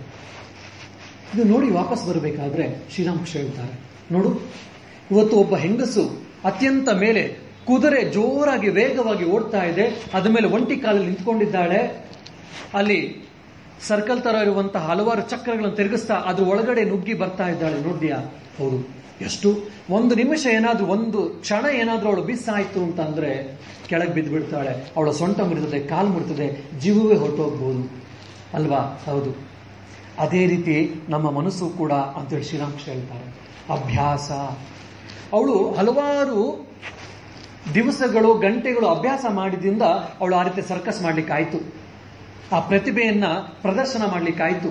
ಅದೇ ತರ ನಾವು ಪ್ರತಿನಿತ್ಯ ಧ್ಯಾನ, ಜಪ, ಶಾಸ್ತ್ರಾಧ್ಯಯನ, ಸಾಧನೆಗಳ ಪರಿಶ್ರಮವನ್ನು ಮಾಡಿದ್ವಿ ಅಂದ್ರೆ, ಅಭ್ಯಾಸವನ್ನ ಮಾಡಿದ್ರೆ ನಮಗೂ ಕೂಡ ಭಗವಂತ ಸಿಗ್ತಾನೆ ಕಣೋ ಅಂತೇಳಿ ಮಾಸ್ಟರ್ ಮಹಾಶಯರಿಗೆ ಸರ್ಕಸ್ ನೋಡ್ಕೊಂಡು ಬರುವಂತ ಸಮಯದಲ್ಲಿ ಮಾಸ್ಟರ್ ಮಹಾಶಯ ಕಿವಿ ಮಾತು ಹೇಳ್ತಿದ್ದಾರೆ. ಅಭ್ಯಾಸ ಅಭ್ಯಾಸ ಅಭ್ಯಾಸ. ಮತ್ತೊಂದು ಹೇಳ್ತಾರೆ ಅವ್ರ ಮಾತು, ನೋಡು ಅವಳು ಅಭ್ಯಾಸವನ್ನು ಮಾಡ್ಕೊಂಡಿದ್ದಾಳೆ, ಆದ್ರೆ ಅಭ್ಯಾಸವನ್ನು ಮಾಡಿ ಅದೆಲ್ಲ ಮಾಡ್ತಿರೋ ಸಮಯದಲ್ಲಿ ಅವಳೇನಾದ್ರೂ ಒಂದು ನಿಮಿಷ ಕಣ್ಮುಚ್ಚಿದ್ಲು ಅಂದ್ರೆ, ಒಂದು ನಿಮಿಷ ಯಾಮಾರಿದ್ಲು ಅಂದ್ರೆ, ಎಷ್ಟೇ ಅಭ್ಯಾಸ ಆಗಿದ್ರು ಕೂಡ ಕೆಳಗೆ ಬಿದ್ದು ಬಿಡ್ತಾಳೆ. ಅವಳು ಕೈಕಾಲು ಮುರಿದು ಹೋಗ್ಬೋದು, ಅವಳ ತಲೆ ಒಡೆದು ಹೋಗ್ಬೋದು, ಅವಳ ಪ್ರಾಣ ಪಕ್ಷಿಯೇ ಆರೋಗ್ಬೋದು. ಅದೇ ರೀತಿ ಮಾಸ್ಟರ್ ನಮ್ಮ ಆಧ್ಯಾತ್ಮಿಕ ಜೀವನವೂ ಕೂಡ ನಾವು ಎಷ್ಟೇ ಸಾಧನೆಯನ್ನು ಮಾಡಿದ್ರು, ಮಾಡ್ತಾ ಇದ್ರು, ಎಷ್ಟೇ ಅಭ್ಯಾಸವನ್ನು ಮಾಡ್ತಿದ್ರು ಕೂಡ ನಾವು ಸದಾ ಕ್ಷಣ ಜಾಗೃತರಾಗಿರ್ಬೇಕು ಅಂತೇಳಿ ಶ್ರೀರಾಮಕೃಷ್ಣ ಮಾಸ್ಟರ್ ಮಹಾಶಯನ್ಗೆ ಕಿವಿ ಮಾತು ಹೇಳ್ತಾರೆ. ನಾವು ಸದಾ ಜಾಗೃತರಾಗಿರ್ಬೇಕಪ್ಪ. ಅವಳು ಆ ಹೆಂಗಸು ಜಾಗೃತ ಆಗ್ಲಿ, ಹೇಗೆ ಬಿದ್ದು ಕಾಲು ಮುರ್ಕೊಳ್ತಾಳೋ ಹಾಗೆ ನಾವು ಆಧ್ಯಾತ್ಮಿಕ ಜೀವನದ ಚ್ಯುತರಾಗ್ತೀವಿ. ಮಾಡಬಾರದು ಮಾಡಿ ಆಗಬಾರದು ಆಗಿ ಬಾಳೆಲ್ಲ ಬರಿದಾಗಿ ಗೋಳುಂದೆ ಉಳಿದಾಗ. ಸೊ ಜಾಗೃತರಾಗಿರ್ಬೇಕು ಅಂತ. ಅದಕ್ಕೆ ಹಿಂದಿಲಿ ಹೇಳ್ತಾರೆ, ಉತ್ತರಾಖಂಡಲ್ಲಿ ಸಾಧು ಸಾವಧಾನ್ ಅಂತೇಳಿ. ಅಂದ್ರೆ ಸಾಧುಗಳು ಯಾವಾಗಲೂ ಜಾಗೃತರಾಗಿರ್ಬೇಕು ಅಂತಂದ್ರೆ ಆಧ್ಯಾತ್ಮಿಕ ಪಿಪಾಸುಗಳು ಯಾವಾಗಲೂ ಜಾಗೃತರಾಗಿರ್ಬೇಕು. ನಾವು ಏನ್ ಮಾಡ್ತಾ ಇದ್ದೀನಿ, ಏನ್ ಮಾಡ್ತಾ ಇಲ್ಲ, ಏನ್ ಮಾಡಬೇಕು, ಏನ್ ಮಾಡಬಾರ್ದು, ಯಾಕೆ ಮಾಡಬೇಕು, ಯಾಕೆ ಮಾಡಬಾರ್ದು ಅನ್ನುವಂಥ ಜಾಗೃತತನ ನಮ್ಮಲ್ಲಿ ಸದಾ ಇರಬೇಕಂತೆ. ಇಲ್ಲಾಂದ್ರೆ ತಪ್ಪು ಮಾಡುವಂತಹದ್ದು ಹಲವಾರು ಬಾರಿ ಉಂಟಾಗ್ಬಿಡುತ್ತೆ. ಇದನ್ನೇ ಶ್ರೀರಾಮಕೃಷ್ಣ ಚೆನ್ನಾಗಿ ಹೇಳಿದ್ದಾರೆ. ಒಂದು ಅಭ್ಯಾಸ, ಇನ್ನೊಂದು ಜಾಗೃತಿ, ಎರಡನ್ನೂ ಕೂಡ ಹೇಳ್ತಿದ್ದಾರೆ. ನೋಡಿ, ನಮಗೂ ಇವ್ರಿಗೂ ಇರುವಂತ ವ್ಯತ್ಯಾಸ ಇದೆ. ನಾವು ಹೋದ್ವಿ, ಸರ್ಕಸ್ ನೋಡಿದ್ವಿ, ಚಪ್ಪಾಳೆ ಹೊಡೆದ್ವಿ, ಅಲ್ಲೇ ಪಾಪ್ಕಾರ್ನ್ ತಗೊಂಡೋಗಿರ್ತೀವಿ, ಇಲ್ಲ ಕುರ್ಕುರೆ ತಗೊಂಡೋಗಿರ್ತೀವಿ, ಲೇಸ್ ತೆಗೆದುಕೊಂಡು ಹೋಗಿರ್ತೀವಿ, ಅದನ್ನೇ ತಿನ್ಕೊಂಡು ವಾಪಸ್ ಬರ್ತೀವಿ. ತುಂಬಾ ಚೆನ್ನಾಗಿತ್ತು ಹಬ್ಬ ಅಂತ ಹೇಳಿ. ಇನ್ನು ಅಂದ್ರೆ ಸೆಲ್ಫಿ ಯುಗ, ಒಂದೆರಡು ಫೋಟೋ ಆದ್ರೆ ಒಂದೆರಡು ಫೋಟೋ ಸೆಲ್ಫಿ ತೆಗೆದುಕೊಂಡು ಕೂಡ ಬಂದ್ಬಿಡ್ತೀವಿ. ಆದ್ರೆ ಶ್ರೀರಾಮಕೃಷ್ಣರು ಪ್ರತಿಯೊಂದು ಘಟನೆಯನ್ನು ಕೂಡ ಭಗವದ್ ಅಭಿಮುಖವಾಗಿ ಸಾಧನೆಗೆ ಹೇಗೆ ತಿರುಗಿಸ್ತಾರೆ ನೋಡಿ. ಒಬ್ಬ ಸಾಮಾನ್ಯ ಒಬ್ಬ ಯುವತಿ ಅಷ್ಟು ಮೇಲಿದ್ದು ಅವಳು ಮಾಡಿರುವಂತ ಪ್ರದರ್ಶನವನ್ನು ಕಂಡು ಅಂತ ಚಪ್ಪಾಳೆ ಹೊಡಿಲಿಲ್ಲ, ಚಪ್ಪಾಳೆ ಹೊಡೆದಿದ್ರೋ ಏನೋ, ಆದ್ರೆ ಅದನ್ನ ಅವರ ಸಾಧನೆಗೆ ಹೇಗೆ ಅದನ್ನು ಲಿಂಕ್ ಮಾಡ್ತಾರೆ. ಇದು ಒಬ್ಬ ಭಕ್ತನ, ಒಬ್ಬ ಆಧ್ಯಾತ್ಮಿಕ ಸಾಧಕನ ಲಕ್ಷಣವಾಗಿರಬೇಕು. ಸುಂದರವಾದ ಹೂ ಕಂಡಾಗ ಒಬ್ಬೊಬ್ಬರಿಗೆ ಅವರವರ ಮನಸ್ಸಿನಲ್ಲಿ ಒಬ್ಬೊಬ್ಬರದೇ ಆದಂತ ಅವರವರಿಗೆ ಭಾವನೆಗಳು ಬರುತ್ತೆ. ಶ್ರೀರಾಮಕೃಷ್ಣ ಕಂಡಾಗ ಇದನ್ನ ಭವತಾರಣೆ ಕಾಳಿಗೆ ಅರ್ಪಿಸಿದ್ರೆ ಎಷ್ಟು ಚೆನ್ನಾಗಿರುತ್ತೆ ಅಂತ ಕಾಣಿಸ್ತಿತ್ತು. ಇನ್ನೊಬ್ಬ ಏನಾದ್ರೂ, ಪ್ರಾಯಶಃ ಶ್ರೀರಾಮಕೃಷ್ಣ ಜೀವನ ಓದಿರೋರಿಗೆಲ್ಲ ಇದು ಗೊತ್ತಾಗುತ್ತೆ, ಅವನೇನಾದ್ರೂ ಅಡ್ಡಗಾಲಲ್ಲಿ ಹಾಕೊಂಡು ಇಲ್ಲಾಂದ್ರೆ ಕ್ರಾಸ್ ಲೆಗ್ಡ್ ಆಗಿ ಏನಾದ್ರು ಒಬ್ಬ ನಿಂತ್ಕೊಂಡ್ರೆ ಅದು ನೋಡಿದ ತಕ್ಷಣ ಶ್ರೀಕೃಷ್ಣ ನೆನಪಾಗಿ ಭಾವ ಸಮಾಧಿಗೆ ಹೊರಟೋಗ್ತಾ ಇದ್ರು. ಯಾರೋ ಒಬ್ಬ ಸಣ್ಣ ಬಾಲಕ ಎಲ್ಲ ಒಂದು ದಾರಿಯಲ್ಲಿ ಅಡ್ಡಗಾಲ ಹಾಕೊಂಡು ಸೊಂಟದ ಮೇಲೆ ಈ ರೀತಿ ಕೈ ಇಟ್ಕೊಂಡು ಅವನ ನಿಂತ್ಕೊಂಡಿದ್ದ ಅಂದ್ರೆ ಅವನು ನೋಡಿದ ತಕ್ಷಣ ಮುರಳೀಧರನನ್ನ, ಮಧುಸೂದನನ್ನ ಶ್ರೀಕೃಷ್ಣ ನೆನಪಾಗ್ತಿತ್ತು ಶ್ರೀರಾಮಕೃಷ್ಣಗೆ. ಕೃಷ್ಣ ಕೃಷ್ಣ ಅಂತೇಳಿ ಅವರ ಮನಸ್ಸು ಭಾವ ಸಮಾಧಿಗೆ ಹೊರಟೋಗ್ತಾ ಇತ್ತು. ಒಬ್ಬ ಭಕ್ತನ ಲಕ್ಷಣ ಹೇಗಿರಬೇಕು, ಒಬ್ಬ ಆಧ್ಯಾತ್ಮಿಕ ಸಾಧಕನ ಮನಸ್ಥಿತಿ ಹೇಗಿರಬೇಕು ಅಂತ ಇಲ್ಲಿ ಶ್ರೀರಾಮಕೃಷ್ಣ ತುಂಬಾ ಚೆನ್ನಾಗಿ ನಮ್ಗೆ ಹೇಳ್ತಿದ್ದಾರೆ, ತೋರಿಸ್ತಾ ಇದ್ದಾರೆ. ಪ್ರತಿಯೊಂದು ಘಟನೆಯಲ್ಲೂ ಕೂಡ, ಪ್ರತಿಯೊಂದು ವ್ಯಕ್ತಿಯಲ್ಲೂ ಕೂಡ, ಪ್ರತಿಯೊಂದು ವಸ್ತುವಿನಲ್ಲೂ ಕೂಡ ಭಗವಂತನನ್ನ ಕಾಣೋದು, ಭಗವದ್ ಅಭಿಮುಖವಾಗಿ ಹೋಗೋದು ಅಂದ್ರೆ ಇದೆ. ಸೊ ಪ್ರತಿಯೊಂದು ವಸ್ತುವಿನಲ್ಲೂ, ಪ್ರತಿಯೊಂದು ವಿಷಯದಲ್ಲೂ, ಪ್ರತಿಯೊಂದರಲ್ಲೂ ಕೂಡ ನಾವು ಭಗವಂತನ ಕಾಣುವಂತ ಪ್ರಯತ್ನವನ್ನ ಮಾಡಬೇಕು. ಅವಾಗ ನಮ್ಮ ಪ್ರತಿಯೊಂದು ಜೀವನದ ಕ್ಷಣವೂ ಕೂಡ ಭಗವದ್ ಅಭಿಮುಖವಾಗಿ ಹೋಗ್ತಾ ಇರುತ್ತೆ. ಹೆಚ್ಚೆಚ್ಚಾಗಿ ನಾವು ಸಾಧನೆಯಲ್ಲಿ ತೊಳಲಬೇಕಾಗಿಲ್ಲ. ಯಾಕಂದ್ರೆ ಬೆಳಗ್ಗೆಯಿಂದ ಸಾಯಂಕಾಲದವರೆಗೂ ಭಗವದ್ ಅಭಿಮುಖವಾದ ಜೀವನ ನಾವು ನಡೆಸ್ತಾ ಇದ್ವಿ ಅಂತ ಅಂದ್ರೆ ಅವಾಗ ಬೆಳಗ್ಗೆ ಸಾಯಂಕಾಲ ಪ್ರಾರ್ಥನೆಗೆ ಕೂತ್ಕೊಂಡಾಗ, ಇಲ್ಲ ಧ್ಯಾನಕ್ಕೆ ಕೂತ್ಕೊಂಡಾಗ, ಜಪಕ್ಕೆ ಕೂತ್ಕೊಂಡಾಗ ಅದು ಕ್ವಾಲಿಟಿ ಜಪ ಆಗುತ್ತೆ, ಕ್ವಾಲಿಟಿ ಧ್ಯಾನ ಆಗುತ್ತೆ. ಇದನ್ನೇ ಪರಮ ಪೂಜ್ಯರಾದ ಶ್ರೀಮತ್ ಸ್ವಾಮಿ ಯತೀಶ್ವರಾನಂದ ಮಹಾರಾಜರು ಹೇಳ್ತಾರೆ. ನೀನೇನಾದ್ರೂ ಅರ್ಧ ಗಂಟೆ ಧ್ಯಾನವನ್ನ ಮಾಡಬೇಕು ಅಂತ ಅನ್ಕೊಂಡಿದ್ರೆ ಇನ್ನು 23.5 ಗಂಟೆಗಳ ಕಾಲ ಆ ಧ್ಯಾನಕ್ಕೆ ನೀನು ತರಬೇತಿಯನ್ನು ಪಡ್ಕೋಬೇಕು, ಅದಕ್ಕೆ ತಯಾರಿ ಮಾಡ್ಕೊಳ್ಬೇಕು. ನೀನು ಅರ್ಧ ಗಂಟೆ ಧ್ಯಾನ ಮಾಡಬೇಕು ಅಂತಿದ್ರೆ ಇನ್ನು 23 ಗಂಟೆ ಅದಕ್ಕೆ ತರಬೇತಿ ಮಾಡ್ಕೊಳ್ಬೇಕು, ತಯಾರಿ ಮಾಡ್ಕೊಳ್ಬೇಕು. ಅವಾಗ ಮಾತ್ರ ಅರ್ಧ ಗಂಟೆ ಧ್ಯಾನ ಕ್ವಾಲಿಟಿ ಧ್ಯಾನವಾಗುತ್ತೆ ಅಂತ. ಸೊ ಅದಕ್ಕೆ ನಾವು ಖಂಡನದಲ್ಲಿ ಕೂತ್ಕೊಂಡಾಗ ನಮ್ಮ ಮನಸ್ಸು ಭಗವಂತನ ಹತ್ರ ನನ್ನ ಬಹುಬಂಧನ ಖಂಡಿಸು ಅಂತ ನಾವು ಹೇಳ್ತಾ ಇದ್ರು ಬಾಯಿ ಮಾತಲ್ಲಿ, ಮನಸ್ಸು ಎಲ್ಲೆಲ್ಲೋ ಹೋಗ್ತಾ ಇರುತ್ತೆ. ಯಾಕಂದ್ರೆ ನಮಗಿನ್ನೂ ಆ ತರಬೇತಿ ಎಷ್ಟೋ ಬಾರಿ ಆಗಿರುವುದಿಲ್ಲ. ಸೊ ಮನಸ್ಸಿನ ತರಬೇತಿಯೇ ಆಧ್ಯಾತ್ಮಿಕ ಸಾಧನೆ. ಆಧ್ಯಾತ್ಮಿಕ ಸಾಧನೆ ಅಂದ್ರೇನು? ಒಂದು ನಮ್ಮ ಮನಸ್ಸಿನ ತರಬೇತಿ, ಭಗವದ್ ಅಭಿಮುಖವಾಗಿ ಹೋಗೋದು, ಇಲ್ಲಾಂದ್ರೆ ಭಗವಂತನ ಕೃಪೆಗೆ ಪಾತ್ರರಾಗುವಂಥದ್ದಷ್ಟೇ. ಅಂತಹ ತರಬೇತಿ ನಾವೆಲ್ಲ ಪಡೆಯೋಣ. ಆ ಭಗವದ್ ಅಭಿಮುಖವಾಗಿ ನಮ್ಮ ಮನಸ್ಸೆಲ್ಲ ಹೋಗಲಿ. ಭಗವಂತನ ಕೃಪೆಗೆ ನಾವೆಲ್ಲರೂ ಕೂಡ ಪಾತ್ರರಾಗಿ ಅವನ ಸಾನ್ನಿಧ್ಯವನ್ನು ಪಡೆಯುವಂತಾಗಲಿ. ಅಂತಹ ಕೃಪೆಯನ್ನು ಭಗವಾನ್ ಶ್ರೀರಾಮಕೃಷ್ಣರು ನಮ್ಮೆಲ್ಲರೂ ಕೂಡ ಮಾಸ್ಟರ್ ಮಹಾಶಯನಿಗೆ ಮಾಡಿದ ರೀತಿಯಲ್ಲಿ ನಮಗೆಲ್ಲರಿಗೂ ಮಾಡಲಿ, ನಮ್ಮನ್ನು ಕೂಡ ಸತ್ಪಾತ್ರರನ್ನಾಗಿ ಮಾಡಲಿ ಅಂತೇಳಿ ಭಕ್ತಿಯಿಂದ ಶ್ರದ್ಧೆಯಿಂದ ಅವರಲ್ಲಿ ಪ್ರಾರ್ಥಿಸೋಣ. ಜಯರಾಮಕೃಷ್ಣ.